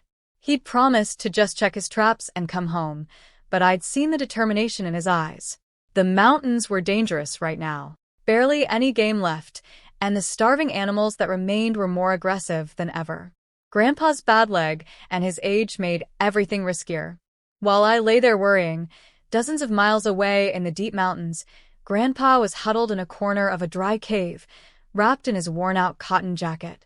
That cave was his old base camp, his only home in the mountains. The entrance was hidden, but inside it was roomy enough for 4 or 5 people. The stone walls were blackened from years of campfire smoke. Dry grass covered the floor. In the corner sat some jars and pots, a chipped iron cooking pot balanced on stones, half a bag of salt, and a small jar of lard, everything he'd saved up bit by bit over the years. It had taken him a full day to get there. He'd rested 3 or 4 times along the way, his bad leg burning with pain. By the time he reached the cave, he could barely walk. But he didn't rest first. He got a fire going. The orange flames crackled against the dry wood, slowly pushing the cold out of the cave. By the firelight, he started sorting through his things. The heavy pots and pans he'd leave behind. The house already had those. But the 2 dried rabbits hanging on the wall, he'd take those. He'd originally saved them for his daughter and me to eat during the new year. Now they'd help me build my strength. Some sweet potatoes and corn cobs in the corner too. He'd bring those down for me. He muttered to himself as he packed. Cloth bags of odds and ends, a whetstone, spare rope, a few tanned rabbit skins, a small pouch of precious tobacco. He couldn't bear to throw any of it away. Finally, he wrapped the iron pot, a thin old quilt, and the things too heavy to carry in oilcloth, and tucked them into a crack deep in the cave. He'd come back in the spring. Only then did he sit down to rest. He boiled water in an iron kettle and ate a cold bun with it. The cave was silent except for the crackle of fire and the sound of his chewing. Loneliness crept in like cold water, filling the quiet, but his mind was on me. Was I scared alone at home? Did I lock the doors? I'd said I was going to the school today. Did it go smoothly? Would the teacher give me trouble? The girl kept everything inside, never complained even when she was hurting. And the village gossip, how much of that had she heard?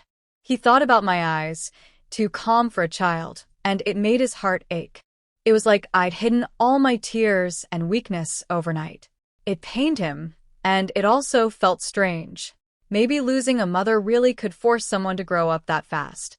Got to get back soon, he said to the fire. Tomorrow I'll check Tiger Gully. Whatever I find or don't find, I'm heading down. Can't leave the girl waiting too long. The next morning, before first light, he was up. The cave still held a trace of last night's warmth, but the wind pouring through the entrance cut like a knife. He stretched his stiff body, added a few hard-burning logs to keep the embers alive, then strapped on his machete, slung the 2 dried rabbits over his shoulder, grabbed a sturdy walking stick, and headed out. Tiger Gully was deeper in the mountains. On a normal day, the walk took half a day. With his leg, he wouldn't get there before noon.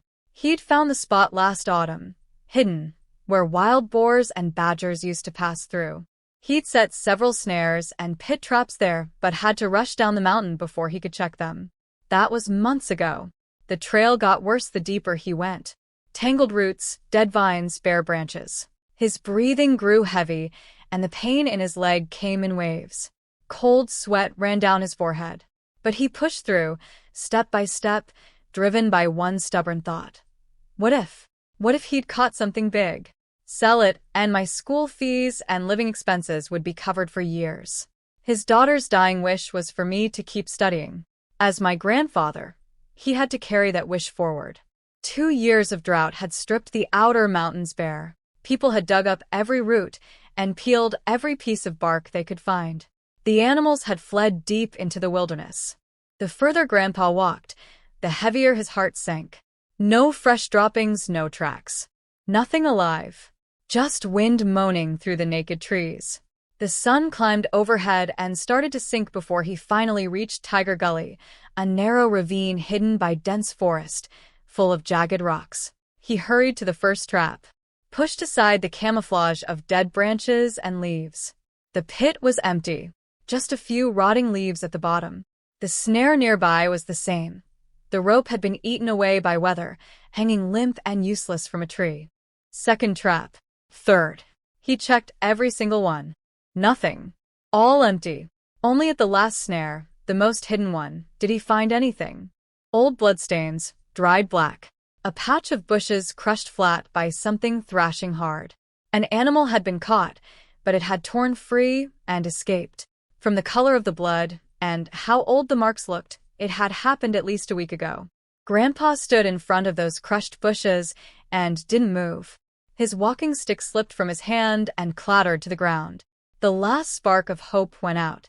The mountain wind screamed through the valley, throwing dead leaves against his wrinkled face. He stood hunched over, frozen, like a statue that had suddenly lost all its strength. The fire in his chest was gone. Only exhaustion and emptiness remained. Gone. All gone, he whispered, his voice dry and rough. It wasn't just about the lost catch. It was about that heavy, desperate hope of building something for his granddaughter's future. He sat there until the sun began to dip. Then slowly, painfully, he pushed himself up on his knees, picked up the stick. The walk back felt twice as long. Every step was like dragging lead. Coming in, heat had hoped to fuel him. Going back with nothing, the tiredness doubled. By the time he dragged his nearly numb body back to the cave, night had fallen completely. The fire was down to faint embers. He didn't bother adding wood. In the cave's last bit of warmth, he pulled out a bun that had frozen rock hard and chewed it mechanically, bite by bite. It tasted like nothing. Outside the cave, darkness and howling wind. Inside, a lonely old man and cold, hollow silence. But he didn't let the despair swallow him. My face floated into his mind, that small face with those calm, steady eyes. I was waiting for him at home. Going down tomorrow, he said to the cold air, more like an order to himself. No game to catch meant no reason to stay. He had to get back. I was the only blood his daughter had left in this world. The only thing he had left to hold on to. He had to go home. Back to that poor little house that at least had a person in it. Back to me. At that same moment, down at the foot of the mountain in our little yard, I opened my eyes in the darkness. From the direction of the village, I caught faint sounds of commotion, muffled but unmistakable in the dead silence of the night. I smiled without making a sound, just a slight curl of my lips. My eyes glittered in the dark. It had begun. I lay on the brick bed listening. From the direction of the back hill, Laiwazi's mother's shrill wailing cut through the night. "My son, wake up. What happened to you?" The terror in her voice sounded real. Then the village chief's tired but steady voice. "He's alive. Stop shaking him. Laiwazi, can you hear me? Oldly, quick, go hitch the ox cart. Get him to the commune clinic. Looks like he fell. His leg might be broken." The mother's screaming got louder. "Who did this to my boy? My poor son." Mixed in were dozens of voices talking over each other and hurried footsteps. The commotion moved from the back hill toward the village, growing fainter until the houses and the darkness swallowed it. Only scattered barking and deeper silence remained. I lay still, listening to the aftermath of the accident I had staged. It worked well. They found Laiwazi and were taking him to the clinic. With the medical care available in this era and his family's money situation, even if they could set that leg, he'd be flat on his back for months. More importantly, the lesson was brutal enough to make him and his mother think twice before coming after this helpless orphan again.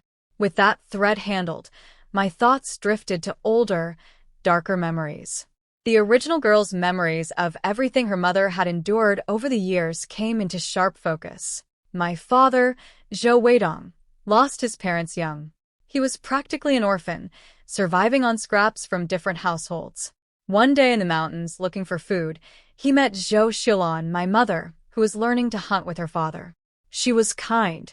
She saw how thin and hungry he was and started sneaking him food. Later, they both attended a literacy class in the village. Spending time together, feelings grew. Grandpa Zhou Dashan saw that Weidong was poor but hardworking, treated his daughter well, and, crucially, had no in-laws who might bully her. So Grandpa spent most of his life savings to build 2 mud brick rooms at the foot of the hill, away from the village, and married his daughter off properly.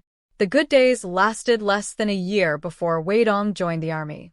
Then came the news: killed in action. Not even a martyr's certificate.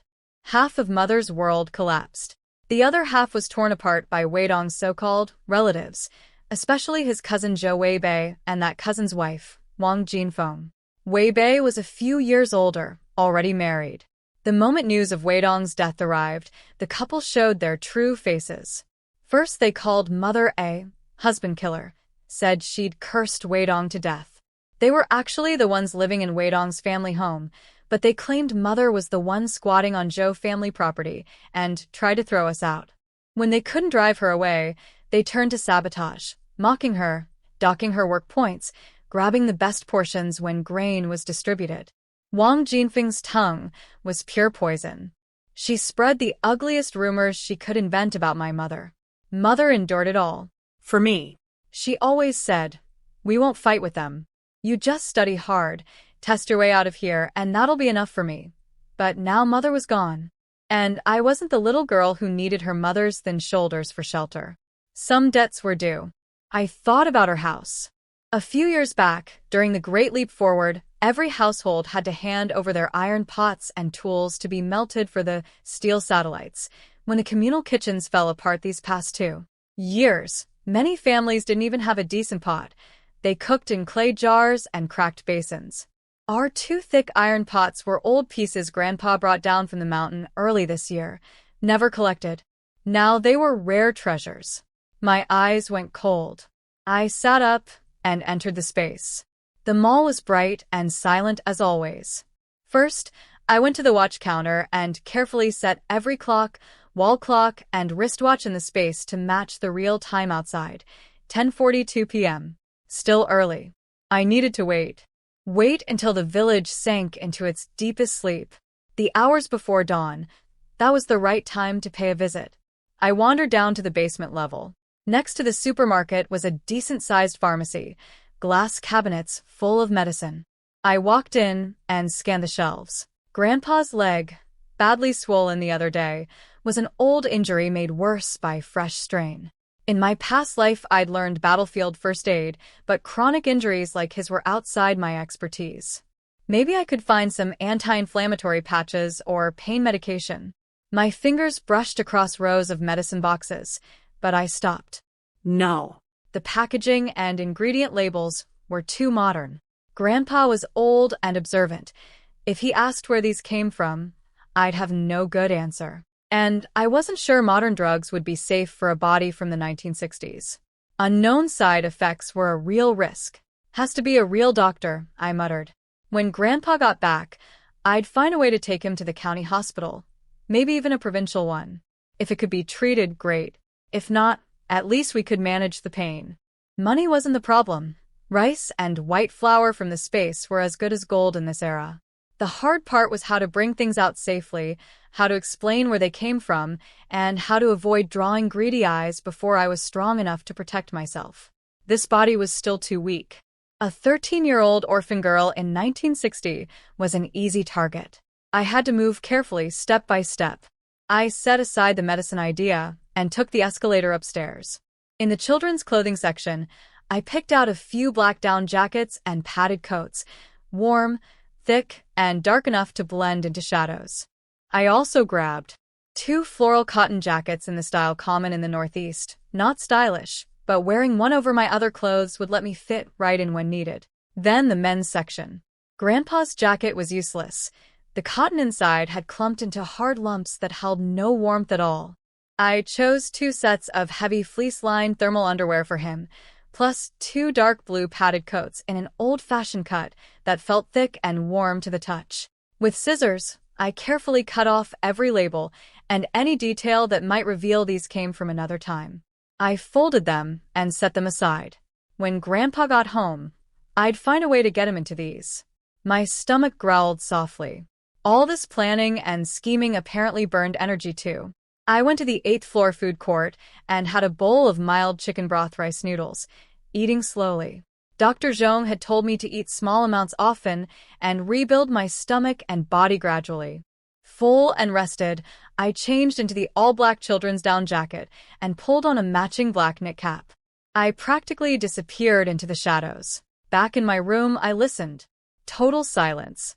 The village had been quiet for hours. Even the dogs had stopped barking. Only the endless moan of the cold wind. I checked the time on the clock I'd set in the space. 1:17 a.m. Time to go. I eased the yard gate open. My shadow slipped into the thick darkness like a cat. I knew every path in this village. I avoided the main road where a late-night drunk might stumble and stuck to the quiet edges along walls, between vegetable plots. Zhou Weibei's house sat right in the middle of the village, a good spot. Back when my father married my mother, Weibei had claimed the proper tile-roofed house that my father's parents left behind, saying he was just lending it for the wedding. He never gave it back. In my mother's memories, she'd hinted quietly that those rooms should have been my father's. Soon enough, the house appeared in front of me, darker and more solid than the mud brick homes around it. Pitch black. From the main room came the heavy rumble of a man snoring and a woman's mumbled sleep talk. I didn't go near the main room. I went for the kitchen first. In the countryside, kitchens were usually separate low buildings with flimsy latches. I pulled a thin piece of wire from the space and picked the latch open in seconds. I slipped inside and shut the door. No light, just the tiny, powerful flashlight from the space. The beam swept across the kitchen, a dish cabinet against the wall, a mud brick stove, and sitting on top, 2 big black iron pots, thick and heavy. Firewood stacked beside them, clay jars and cloth sacks in the corner. I opened the sacks and shone the light inside. About 10 pounds of corn flour, 3 or 4 pounds of white flour, a small jar of murky cooking oil, a basket with 7 or 8 eggs. Not bad at all, I thought coldly. In an era when many families couldn't even get enough corn porridge to fill their stomachs, the supplies in Weibei's kitchen would make plenty of people jealous. I didn't hesitate. One thought, and the corn flour, white flour, oil jar, eggs, basket and all, vanished from where they sat and appeared in my space. My eyes fell on the 2 iron pots, heavy, well-maintained. In a time when iron was scarce everywhere, these were serious assets, practically family heirlooms. The fact that Weibei had managed to keep them when everyone else had theirs taken away for the steel campaign said something about his connections in the village. I'd considered smashing them with an axe, but that would be wasteful, and they'd just find replacements eventually. Better to take them. I touched the rim of each pot, and both disappeared silently, lids and all. Then I pulled the fire axe from the space, swung it high, and brought it crashing down on the empty stove. The mud brick and stone structure crumbled with a loud crack. The chimney flue collapsed. The noise was sharp in the quiet night, but the snoring from the main room only paused for a second, a grunt, a turn, then continued. Country people slept like the dead. I looked at the wrecked stove and felt satisfied. Tomorrow morning, when Wang Jinfeng got up to cook breakfast and found no pots, a demolished stove, and every scrap of food gone, what a face she'd make. I backed out of the kitchen and scanned the yard. Country people never kept all their grain in the kitchen. I found the cellar quickly, a hidden entrance near the woodshed, covered with a ragged straw mat. I lifted the cover and climbed down the wooden ladder. The air was stale, but the space was decent. When my flashlight swept across the cellar, my eyes narrowed. In one corner, a dozen bulging burlap sacks were stacked in neat rows. I opened them one by one. A sack of corn kernels, a sack of sweet potatoes, a sack of potatoes, half a sack of dried green beans. And that wasn't all. Next to them sat 2 sacks of fine white rice, about 20 pounds each, and 2 more sacks of white flour, maybe 10 pounds apiece. 2 strips of salt-cured meat hung from the ceiling beam, dark and pungent, with that distinctive salty smell. This stockpile could last them not just through winter, but all the way to next spring's lean season with room to spare. In 1960, when hunger was everywhere, an ordinary farming family could not possibly have this much stored away. Especially the white rice and fine flour. Those were luxury goods. Zhou Weibei was just a regular commune member. Where did all this come from? Black market trading? Secret deals? Something else? Alarm bells rang in my head. This family was not as simple as they appeared. That man who played the meek, henpecked husband in public, what was he really doing behind closed doors? I pulled everything into the space, every sack, the cured meat, all of it. I stored it separately and marked it. This wasn't just stolen grain anymore. This was evidence, a thread worth following. I climbed out and covered the cellar.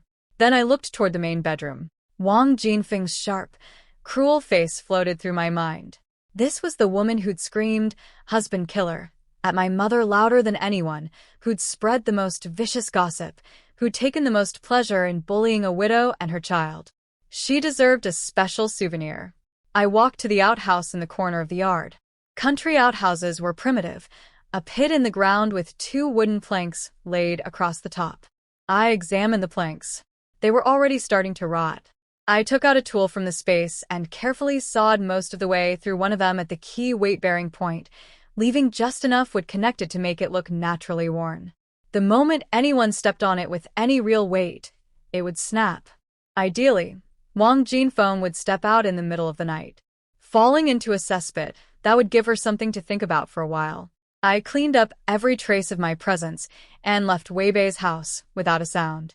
Next target, Zhou Laoshuan's place, my father's uncle, Wei Bei's father.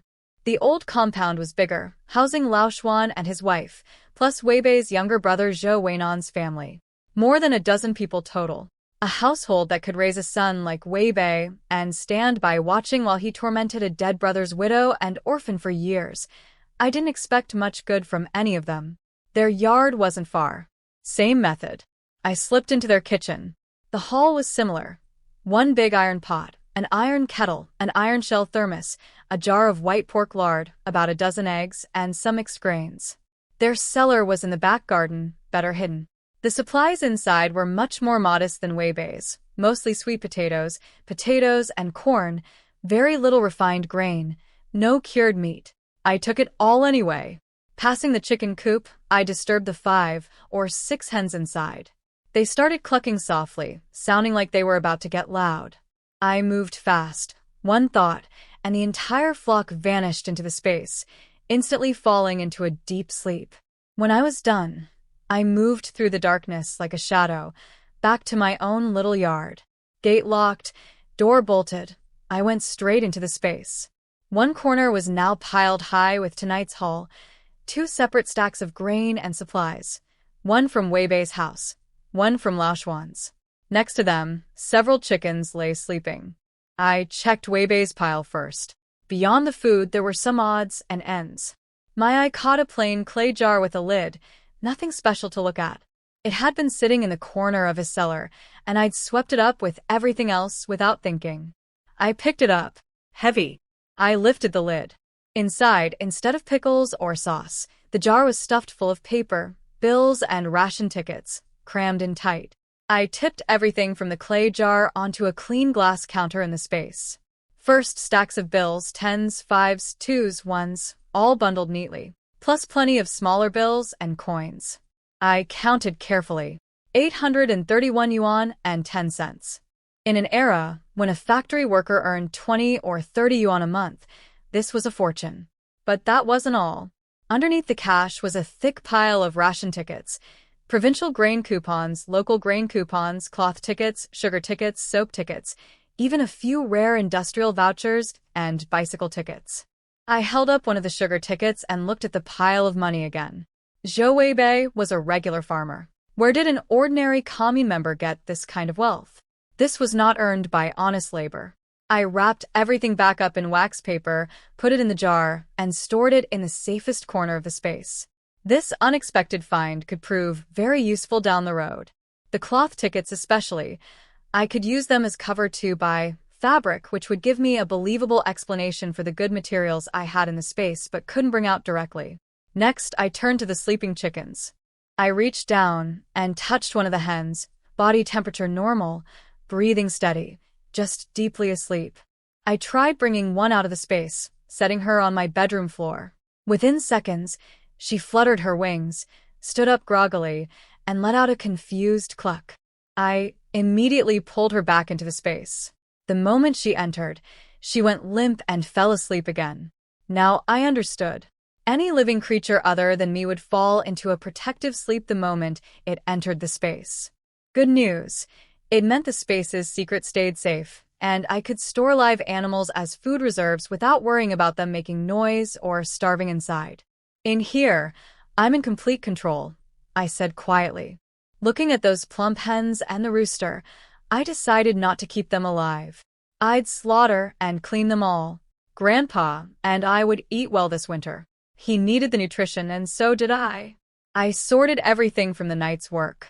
Wei Bei supplies in one pile, clearly marked. Laoshuan's in another. The 2 big iron pots, the kettle, and the thermos I stored separately. They might come in handy later, or I could find a way to use them against their former owners. When I finished, I washed my hands, changed back into sleeping clothes, and lay down on the brick bed. Outside, the sky was still pitch black. A while yet until dawn. I closed my eyes, but my mind was razor-sharp. Lai Wazi was dealt with. Wei Bei and Wang Jinfeng would have a nightmare of a morning. Consider it the first installment of interest on what they owed my mother. Grandpa should be heading back soon.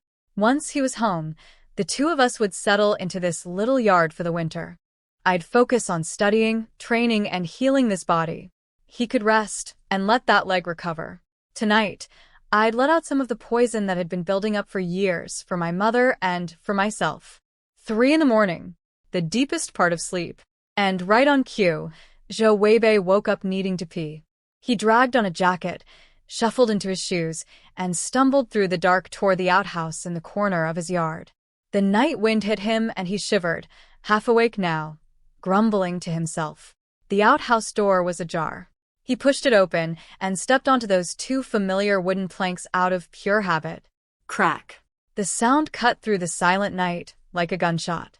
The support under his feet vanished. He didn't even have time to yell before he dropped straight down. Splash. Cold, thick, unspeakable filth engulfed him up to the waist. The stench hit his brain like a hammer. He was fully awake now, head buzzing, nearly passing out from the shock and the smell. He stood in the cesspit for 2 stunned seconds, then fury exploded inside him. He scrambled to climb out, hands slipping on the wet, slimy walls, smearing filth everywhere. He finally got his fingers over the edge, hauled himself up, and the freezing night air hit his soaked body. He shook with cold and rage. Wang Jinfeng! Wang Jinfeng! He hissed, trying to shout without waking the neighbors. His voice cracked with fury and humiliation. Inside the main room, Wang Jinfeng was deep in a dream, holding a fat grandson, eating white flour buns. She heard something vaguely, grunted, rolled over, and went back to sleep. No answer. Wei Bei's liver nearly burst with anger. The outhouse was close to his second son Zhou Yuan's room. He turned that way. Xiao Yuan. Wake up. Zhou Yuan frowned in his sleep, mumbled something, didn't move. Zhou Yuan, you little bastard. Get up now. That did it. Yuan sat up in the dark, confused. Who was screaming in the middle of the night? Dad, he called out. I'm in the outhouse. Get over here. Wei Bei's voice came from the corner of the yard, shaking with barely contained rage and a kind of embarrassment that defied description. Yuan was wide awake now. His heart dropped. He threw on clothes and ran to the outhouse. It was dark inside. He couldn't see anyone. Dad? Where are you? Down here. I fell in, you idiot. Yuan squinted in the faint moonlight and finally made out the wretched figure at the bottom of the pit. He jumped back in shock. Dad? How did you fall in? Stop asking stupid questions. The rotten plank broke. It was eaten through by bugs. Just pull me out. Wei Bei snapped. But a flicker of doubt crossed his mind. He checked those boards just days ago. They were old, sure, but not ready to snap under one step. Yuan held his breath against the overwhelming stench and reached down. Wei Bei grabbed his son's hand. Feet slipping on the greasy walls, the two of them struggled and strained until Wei finally hauled himself out, gasping, covered head to toe in filth. Splatters on his face, in his hair, everywhere.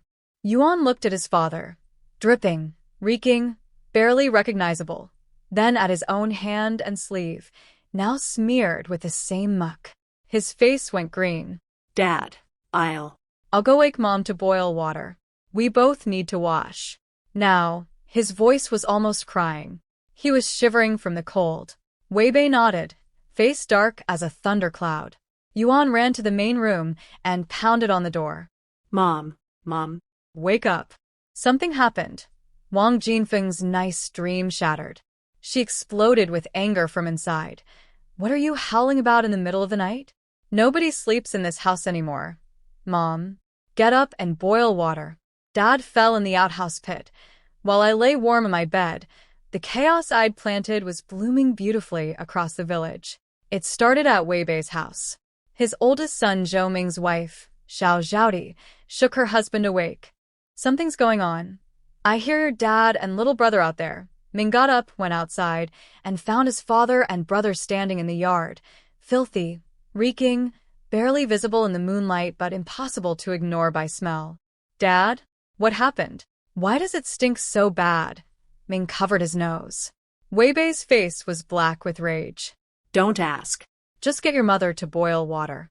Now, Wang Jinfeng came out, heard her husband had fallen into the cesspit, looked disgusted, but didn't dare say a word under that murderous glare. She hurried to the kitchen, muttering about never getting a quiet night's sleep. She pushed open the kitchen door, stepped inside in the dark, and kicked something, chunks of broken earth. Strange. She fumbled for a match, struck it, and lit the oil lamp. The yellow light spread across the room. Her scream split the night wide open, sharper and louder than anything before. "Husband, come quick. We've been robbed." Robbed.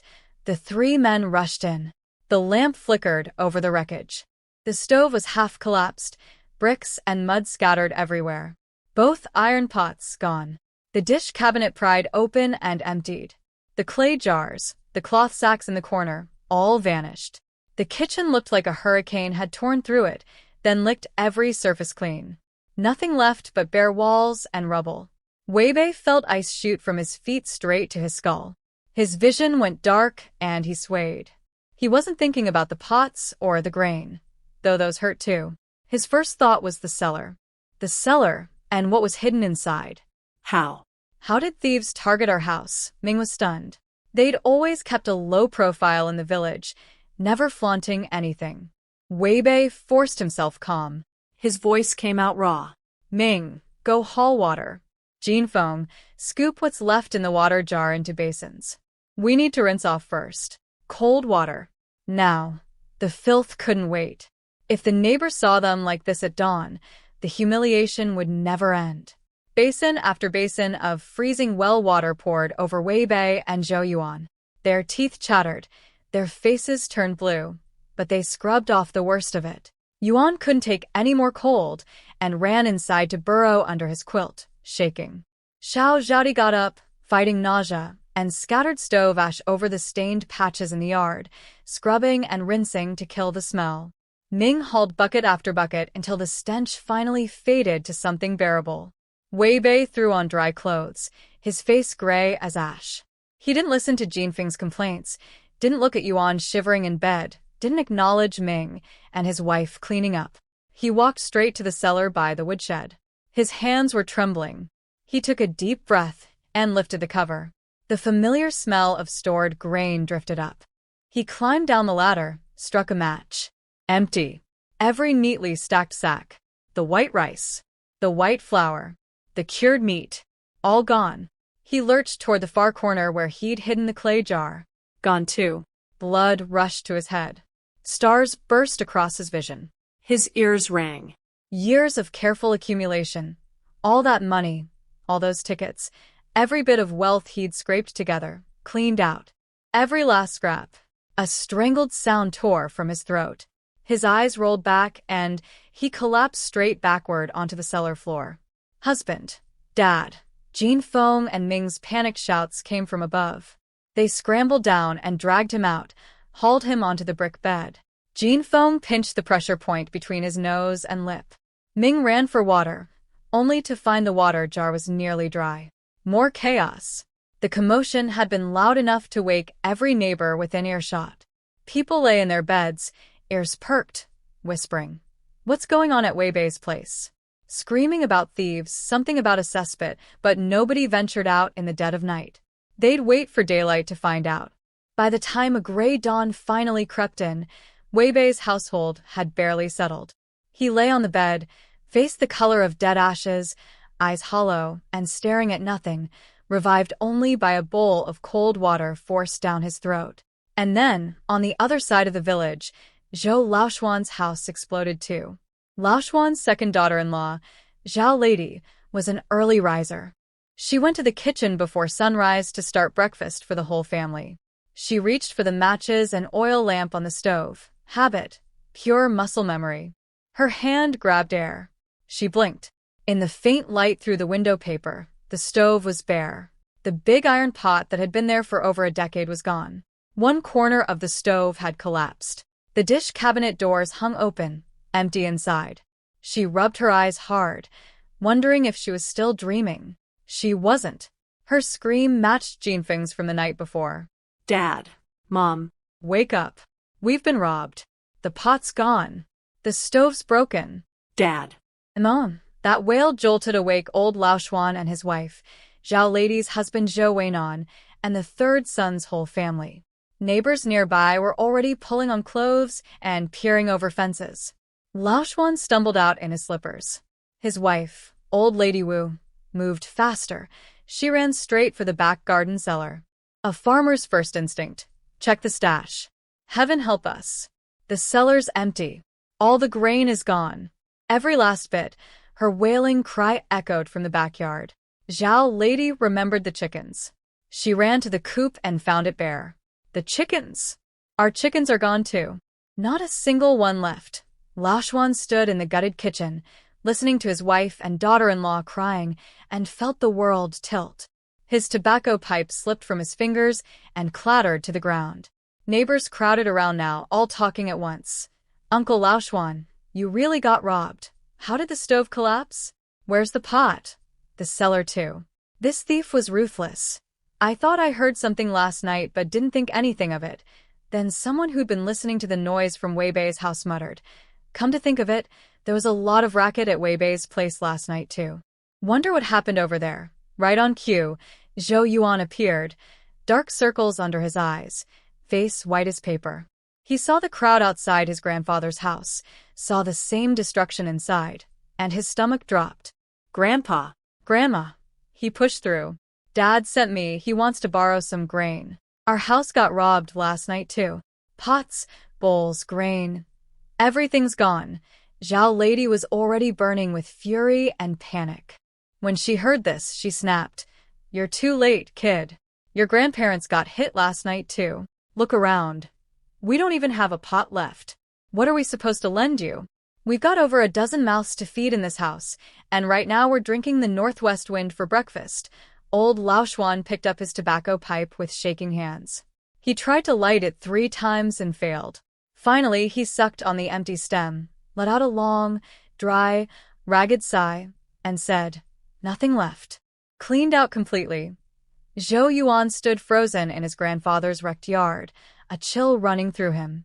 Both houses, his father's and his grandfather's, cleaned out in a single night. Hundreds of pounds of grain from the cellars, pots, bowls, live chickens, all gone. This wasn't the work of 1 or 2 petty thieves. It had to be a gang. But who had the Zhou family offended badly enough to deserve this? Village Chief Yang Daqiang was dragged out of bed by the crowd. He pushed through, rubbing sleep from his eyes. What's all this noise about so early? Old Lady Wu threw herself at him, tears and snot streaming. Village Chief. Thank heaven you're here. Our house and my oldest son's house, both robbed. They took everything. How are we supposed to survive? Yang Daqiang walked into Lao Xuan's kitchen and his face darkened. This wasn't ordinary theft. The stove was smashed, not just emptied. It looked personal, like someone settling a grudge.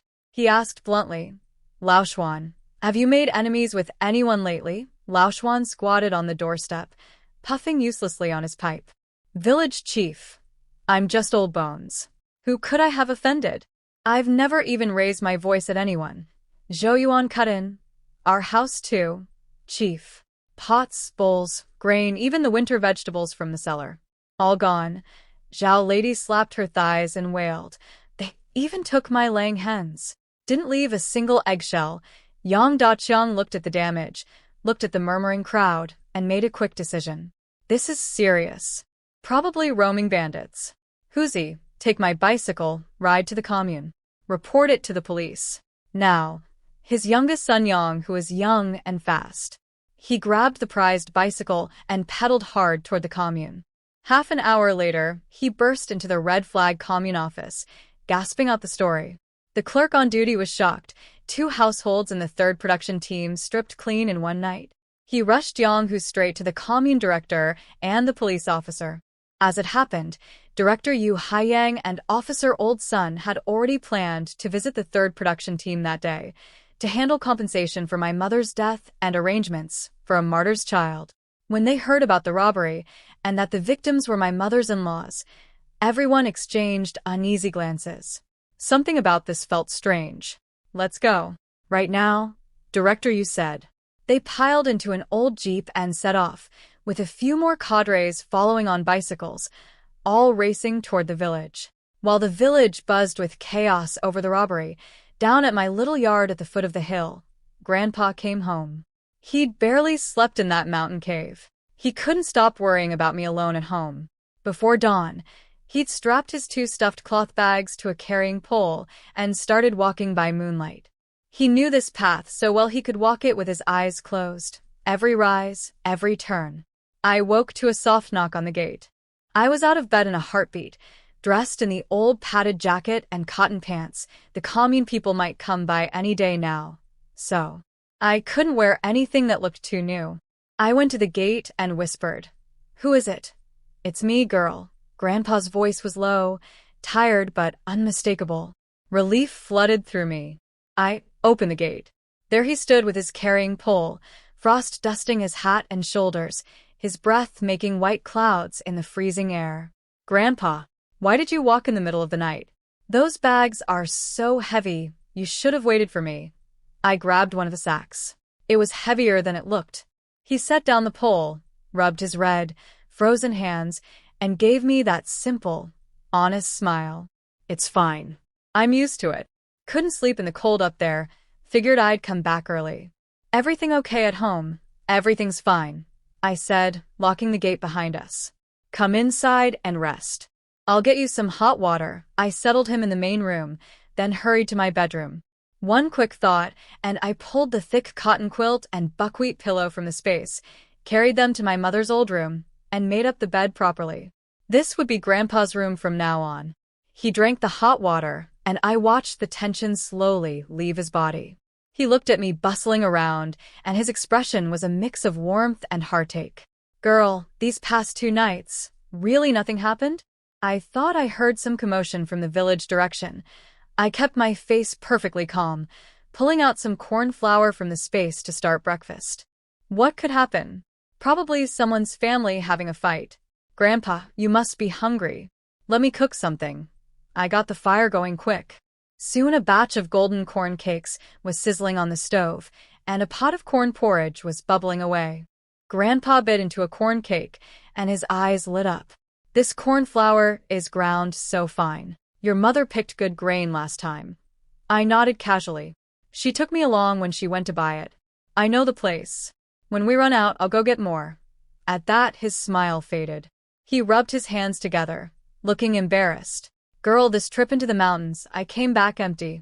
All the traps, the snares, everything was empty. The animals are all gone. I was hoping to get you some school money." "Grandpa," I said gently but firmly, cutting him off. "It's fine. There's nothing left up there, and you know it.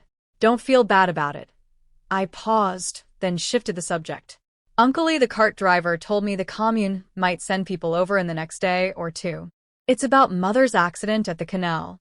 Let's focus on that first. And don't worry about food. When I went to the county town, I tutored a classmate and their family gave me some grain as thanks. I hid it away.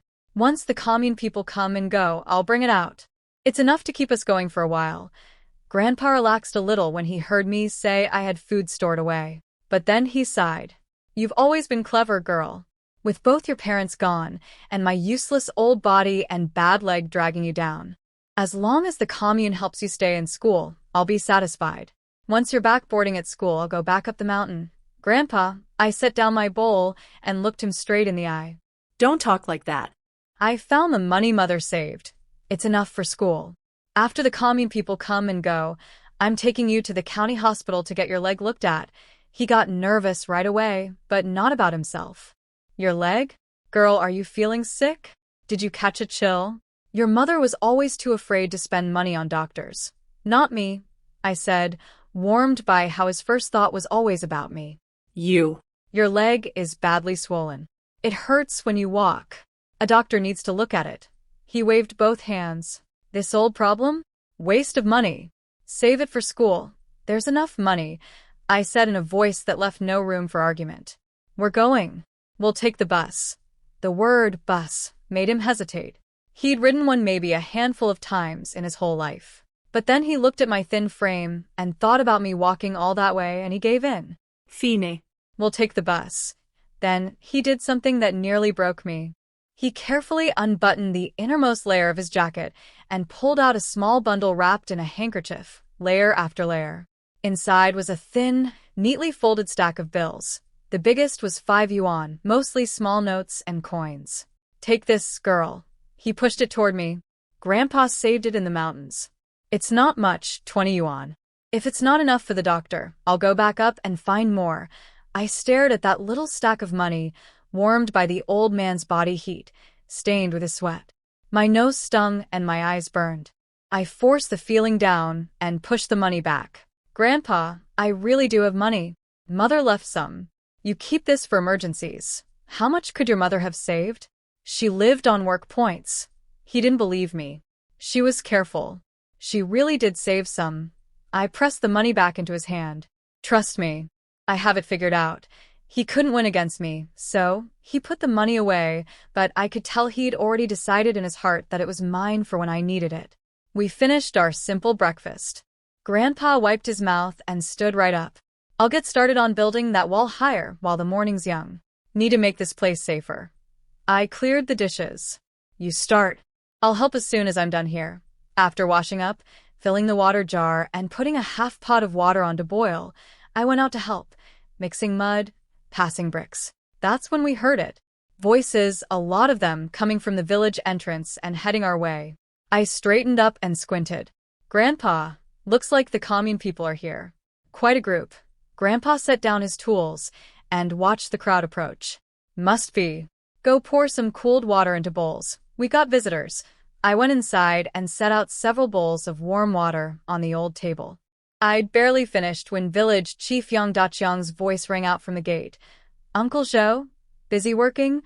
Grandpa wiped his hands on his apron and went out. Chief Yang. Just patching up the wall. Some spots had fallen apart. Behind the chief came Director Yu from the commune, Officer Old Sun, and several other cadres. Behind them, a thick crowd of villagers pressed around our little yard, 3 layers deep. Uncle Zhou, this is Director Yu and Officer Sun from Red Flag Commune. They came specially today, Yang Daqiang said. Grandpa welcomed them warmly. Please come inside and sit. Then he called to me. Girl, bring out the stools. I carried out every bench and stool we owned and greeted the village chief and commune officials politely. Director Yu and his people looked around our yard, poor but surprisingly clean, and then at me. I could see the mix of sympathy and respect in their eyes. A thin, small girl, but clear-eyed and steady. Yang Daqiang smiled. Zhou girl, I hear you're in first year at the county middle school? When are you going back? I sat beside Grandpa. Chief Yang, I've arranged with my homeroom teacher to study at home this semester and go back for the final exams. If my grades hold up, I may continue next semester. If they slip, I'll go back to boarding. Director, you look surprised. Study at home? Can you keep up? I can understand most of it on my own. What I can't figure out, I write down and bring to my teacher once a month. Well, special situations call for special measures, he said, nodding. Then his tone turned formal. Zhou Hanxing, your mother, Comrade Zhou Xilan, died in a work accident during collective labor. The commune and our superiors take this very seriously and feel deep sorrow. After review, and considering that your father, Comrade Zhou Weidong, also sacrificed his life for the revolution, as a martyr's child, the commune will provide you 10 yuan per month in living expenses, starting this month, until you turn 18. Your food rations will also be supplied by the production team until you're 18. And your tuition and necessary school fees will be reduced or waived according to policy. So please don't worry about money. When it's time to go back to school, go with a clear mind. I stood up immediately and bowed deeply to the officials. My voice was clear and sincere. Thank you. Thank you to the government and the commune leaders for your care. I will not let you down. I'll study hard. This semester I'm staying home to also keep my grandfather company, but I promise my exam results will speak for themselves. I could see it in their faces. Director Yu and the others were impressed. Well-mannered, grateful, and with a mind of her own. Outside the yard, the crowd of villagers erupted in whispers. 10 yuan a month. That was 120 a year. Plus free grain. Free schooling. This Zhou girl had just become the luckiest kid in the village. I saw envy flash across more than a few faces, and something sharper than envy in some. Yang Daqiang leaned toward Director Yu and said quietly, "Director, Zhou Dashan's household registration has actually been in our third production team for years. He just always lived up in the mountains and never came down to claim land or rations. Now with the girl's situation, he'll definitely need to stay." Director Yu nodded. "We can't let a martyr's child feel abandoned. If his registration is here, he should receive proper treatment. His leg doesn't look good. Old injury," Yang Daqiang confirmed. "Here's what we'll do." Director Yu thought for a moment.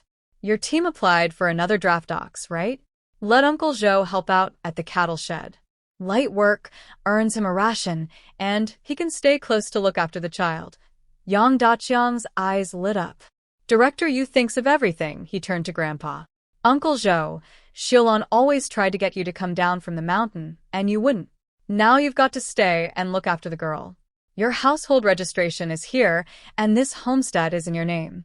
From now on, you'll work at the team's cattle shed, feed the ox, cut grass, keep the place clean. Light work. You'll earn your own rations and be close to home." Grandpa's face broke into pure relief. "Thank you, Chief Yang. Thank you, leaders." He'd been quietly worrying about eating into my food supply by staying. Now he could earn his own share. He knew cattle work, it wasn't heavy, and he could watch over the house at the same time. Director Yu had a clerk hand me a sealed envelope. Inside was 60 yuan, 6 months of living expenses paid up front, plus another envelope stamped with an official red seal. "This is from the commune. There's also your identification documents and the compensation paperwork. Keep them safe." I took the envelopes with both hands and thanked him again. Director Yu smiled. "Study hard. Try to get first place again at the end of the semester. Make your teacher Yang proud." Yang Daqiang looked at me, startled. "Zhou girl, you placed first at the county middle school?" Before I could answer, Director Yu explained with a grin. "I called her homeroom teacher yesterday to check on her situation. Teacher Yang said Zhou Hanxing scored first in the grade on the entrance assessment. He was worried she wanted to study at home because of money problems and asked us to talk her into going back. So Teacher Yang had been looking out for me behind the scenes." Warmth spread through my chest. "Thank you, Director Yu. Thank you, Teacher Yang. I won't let anyone down." The commune group gave a few more instructions, then stood to leave. Outside our yard, the crowd of villagers was buzzing louder than ever. "Did you hear that? First place in the whole county middle school. Has our village ever produced a girl who studies that well? No wonder Shilon worked herself to death keeping her in school. The girl really is something." But there were other voices too. A bony old woman curled her lip and muttered just loud enough to hear. "A girl who reads well. So what? She's still cursed. Killed her father and her mother both. Stay away from that one unless you want bad luck." The words weren't loud, but as the crowd quieted, they cut through clearly. I saw faces shift, more distance, more unease in the way people looked at me. Grandpa and I walked the officials to the gate and watched them and the crowd disappear down the path. I closed the gate and gave Grandpa a relaxed smile. "Well, that settles it. You've got a job now, and tomorrow we can go to the county hospital for your leg without worrying." He grinned back, every wrinkle on his face softening. "That's right. Thanks to the government. Thanks to your parents' sacrifice. Tomorrow we go." We looked at each other and smiled. Then we turned back to the yard, picked up our tools, and went back to mixing mud and stacking bricks. The winter sun was warm on the little yard, shining on the two of us, an old man and a young girl, working side by side, steady and sure. Meanwhile, on the other side of the village, the investigation into the mysterious robbery was just getting started. That evening, the mood inside Zhou Weibei's house was suffocating. The whole family sat around the brick bed table under a dim oil lamp, forcing down watery porridge cooked in a borrowed clay pot. The gruel was so thin you could see your reflection in it. It went down and left nothing but emptiness. Zhou Yuan set down his bowl, looking miserable. Dad, the brigade only lent us 10 days' worth of grain. There are still months until spring. What are we going to do? Weibei sat with his pipe between his teeth, smoke hiding his face. All that came out was a heavy sigh. Wang Jinfeng slammed down her chopsticks. What can we do? Didn't you see that jinxed brat is living the good life now? 10 yuan a month. Free grain. She's Zhou family blood too. Why does she get everything? The oldest daughter-in-law, Xiao Zhaodi, was sipping her porridge in small mouthfuls. Her eyes sparked with interest. Mother, is that true? The girl really gets that much. Absolutely true. Jinfeng was in her element now, spit flying. Everyone who went to watch said so. The commune leader handed her a fat envelope stuffed with cash, right there in front of everyone. That cursed girl kills her own parents and ends up living better than all of us. Zhaodi's mind started racing. The girl was 13. In 2 years, she'd be old enough for a marriage arrangement. Zhaodi's own little brother, Xiao Debao, was 15, the right age. If she could match the girl with her brother, then the 10 yuan monthly allowance and the commune grain rations would all flow into her family. Once they were married, she and her husband Zhou Ming could move into that house at the foot of the hill. She'd have her brother hand over half the monthly allowance as thanks to his older sister. That was 60 yuan a year. A whole year of hard labor on the commune wouldn't earn that much. The idea took root and grew like a weed. Zhaodi decided she'd go to her parents' house first thing tomorrow morning and have her mother find a smooth-talking matchmaker to feel out the situation. Better yet, spread the word around the village, create some public pressure, make it seem like a done deal. Once the engagement was established, the girl would be trapped, a cooked duck that couldn't fly away. Would the girl agree? Who cared? An orphan with no parents, with Zhou family elders making the decisions. What could she possibly do? Just feed her, put her to work, and collect the money. Zhaodi, Jinfeng's voice broke into her scheming. Go back to your parents' house tomorrow. See if you can borrow some money or grain to get us through. 10 days of food won't last. Zhaodi instantly put on her most helpful smile. Yes, mother. I was already planning to go tomorrow. I'll have my mother figure something out. But in her mind, borrowing grain was secondary. The matchmaking, that was the real mission. Weibei nodded, pleased by his daughter-in-law's eagerness. Jinfeng was still ranting about how to deal with me, but Weibei cut her off, his voice low and cold. Foolish woman. Deal with her? She's officially a martyr's child now, with the commune standing behind her. What you need to do is go over there and show concern. As her aunt by marriage. Let people see the Zhou family's warmth and loyalty. Zhou Yuan chimed in. Mom, listen to Dad. Be nice to the girl. Maybe she'll remember our kindness. If something comes up later, she might think of us. Jinfeng didn't like it, but when she thought about that 10 yuan a month, she grudgingly agreed. In her mind, though, the plan was different. Once they got that girl under their thumb, she'd show her exactly what caring looked like. At the same time, over at Zhou Laoxuan's house, the scheming was just as busy. Old Lady Wu heard the news from her second daughter-in-law Zhao Lady, and her cloudy eyes sharpened. Really? That cursed girl gets 10 yuan a month? And free grain until she's 18? Absolutely, Lady slapped her thigh. Everyone saw it. The commune handed her a big, fat envelope. Mother, if only Xilan had been smarter back then, been closer to our side of the family, let us adopt the girl. Ardebeo would have a capable big sister looking out for him. It's not too late. Wu cut her off. That girl's surname is Zhou. She's our family's blood. She's got money and grain now, and we're her elders. Isn't it only right that we look after her? She's just a little girl holding all that cash. What if someone tricks her? We should manage it for her. Lady caught her mother-in-law's meaning instantly and nodded eagerly. You're right, Mother. We'd be doing it for her own good. But since our grain got stolen and we don't even have a pot left, shouldn't we go ask the girl to lend us some money to buy food first? Wu thought it over. We need to be patient. That girl has her grandfather watching over her, and Zhou Dashan is no pushover. We need the right moment. One where everyone in the village agrees it's only proper for a young girl to help her elders. Both families were plotting in the winter darkness, their eyes fixed on the lonely little yard at the foot of the hill and the orphan girl they'd once looked down on, who now held something they wanted. Down in our yard, Grandpa and I knew nothing about these schemes. Or maybe it's more accurate to say that even if I'd known, I wouldn't have cared. Our world was simple and solid. Build the wall, eat supper, plan for tomorrow. The wall was another foot taller now, looking much sturdier. We decided to fix the gate properly after our trip to the county hospital.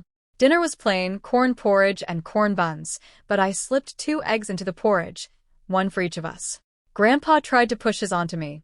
I shut him down with, "If you don't eat well, how will you have the strength to take me to the county tomorrow? How will you take care of me?" His eyes went red, but he ate the egg. We went to bed early to save energy for the trip. Before dawn the next morning, we were up. I wore my faded old padded jacket and pants. Grandpa put on his cleanest clothes. We locked everything up tight and walked to the village ox cart stop in the early morning dew. Several villagers were already waiting. The moment they saw us, every pair of eyes locked onto me. Curious, envious, probing, with a thin edge of jealousy underneath. An old woman who'd never been close to my mother was the first to push forward, practically shouting, "Zhou girl, I heard the commune gives you 10 yuan a month. Is that true?" I didn't answer. I just pulled my cotton hat lower over my face and stood silently next to Grandpa. Another middle-aged woman couldn't hold back either. "Yeah, Zhou girl, that envelope the commune leader gave you yesterday, how much was in it? Is it enough?" Uncle Li had heard enough. He knocked his pipe against the cart shaft and rumbled, "What are you asking for?" That money was bought with Zhou girl's mother's life. "If you're jealous, go dig canals yourself and see what you get." The woman's face flushed and she shut her mouth. The cart went quiet. Once everyone arrived, Uncle Li shouted for the ox to go, and the cart creaked forward. I sat near the front, Grandpa beside me with his eyes closed, resting. Uncle Li couldn't help glancing back. "Zhou girl, going to school again today?" "No," I said calmly. "Going to the county hospital. I went last time, and the doctor said my condition is complicated. I need regular checkups." "Hospital?" Uncle Li was startled. Every ear on the cart perked up. "What's wrong? Is it serious?" I paused, then said quietly, "My health was damaged a long time ago. Very weak. The doctor prescribed medicine last time. I finished it. Going back for more." "Is the medicine expensive?" Uncle Li asked carefully. 3 yuan per dose. "I need 5 doses a month." My voice was soft, but in the still morning air and the slow-rolling cart, every word carried clearly to every passenger. Sharp intakes of breath all around. 3 yuan a dose. 5 doses a month. That was 15 yuan just for medicine, not counting anything else. The commune's 10 yuan allowance wouldn't even cover the prescriptions. This girl wasn't sitting on a golden egg. She was carrying a bottomless medicine jar. The envy vanished from their eyes in an instant, replaced by pity, sympathy, and in some faces, a satisfied sort of relief. Of course it was too good to be true. Of course there was a catch. The money wasn't free. It was being poured down a sick girl's throat. Whispers started up again. A sickly child damaged her foundation. That's hard to fix. 15 a month on medicine. Even a mountain of gold would run out. Grandpa sat with his eyes closed, looking asleep, but his eyelashes trembled slightly. He understood what I was doing. I deliberately made my illness sound worse, and the costs higher. I was using the story to kill the greed before it could take root, to make anyone thinking about my money decide it wasn't worth chasing. The old man's heart ached for me, but he also felt a quiet pride at how sharp I was. Uncle Li sighed with real concern. "Your allowance isn't even enough then." Grandpa gave me some of his savings. "We'll manage for now," I said, still calm. "If it gets too tight, I'll ask the doctor if we can cut it down to 10 yuan a month worth of medicine and just take things slower. That's all you can do?" Uncle Li shook his head. "Get healthy first. That's what matters. Only then can you study properly." "That's what I think too," I said. The cart rattled into town. I handed Uncle Li 20 cents for my fare. Grandpa tried to pay too, but I stopped him. Uncle Lee pushed back once, then took it when I insisted, and reminded us to come back early for the afternoon ride. We waited a while at the town station, and the county bus arrived. I'd come prepared this time, a candy already in my mouth and a cotton cloth mask over my face. I helped Grandpa board. It was his first time on a bus. He looked around with wide, curious eyes, a little nervous, a little excited. I found us a window seat and settled in beside him. After an hour of bumping over bad roads, the bus pulled into the county station. The last time Grandpa had been to the county seat was years ago, when he'd secretly sold game meat. Usually, he just sold to middlemen at the commune because the county was too far. He looked around at the streets and buildings, much busier than the commune town, and seemed a little stiff and out of place. I knew the way. I led him straight to the county hospital, to the Chinese medicine office. I knocked, and Dr. Zhou was there. Back already, child? Feeling unwell? He looked surprised to see me. Dr. Zhou, this time I brought my grandfather. It's his foot. I sat Grandpa down. Dr. Zhou smiled kindly at him. Let me take a look, old brother. Roll up your pant leg. Grandpa looked embarrassed, but pulled up his trouser leg. The ankle and lower leg were obviously red and swollen. Dr. Zhou felt the swollen areas carefully, then pressed a few spots. Grandpa's eyebrows clenched tight with pain, but he bit down and didn't make a sound. Then Dr. Zhou took Grandpa's pulse for a long time, thinking deeply. Old brother, he said, his face serious. This is an old injury, decades old. It wasn't set properly back then. Grandpa nodded. Got gored by a wild boar when I was young. I was deep in the mountains, no real help around. I just did what I could myself. I see. It might not have been this bad originally, but over the past few years, has it been getting more swollen? Hurting worse after walking? Yes. Grandpa nodded fast. Especially these last 2 years.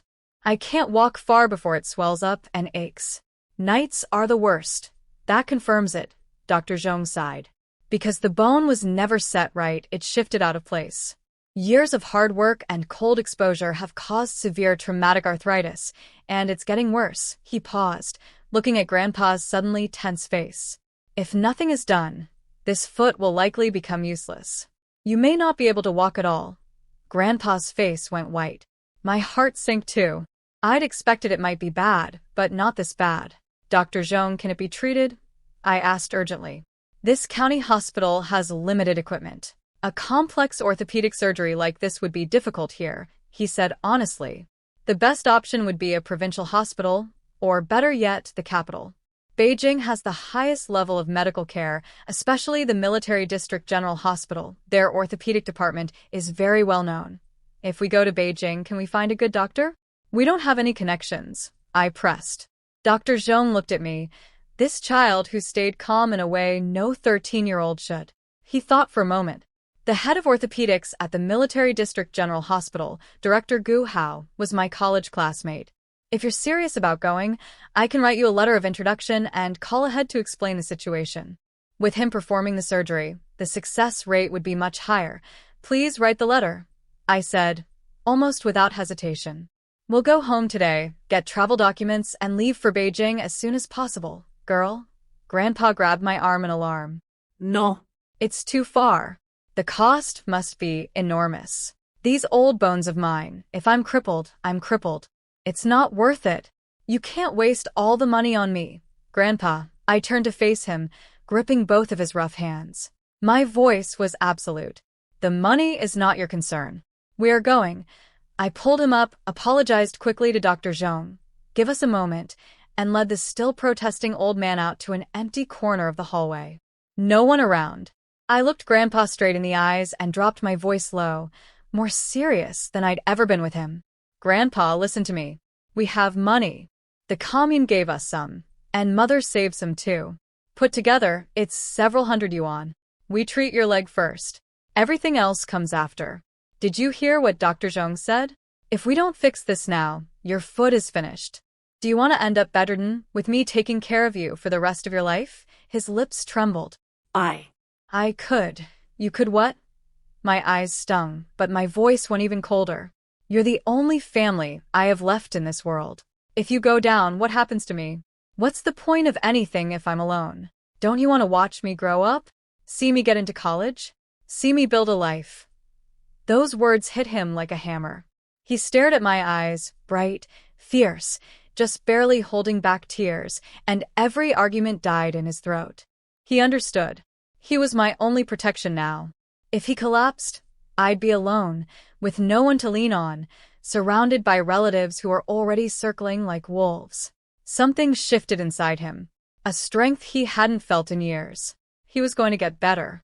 He was going to stay by my side and watch me grow up safely. All right. His voice cracked, but his eyes were steady now. Grandpa will listen to you. We'll go get it treated. I'll figure out the money somehow. You don't need to figure out anything. We have enough. I softened my tone now that he'd agreed. Let's go to Beijing first.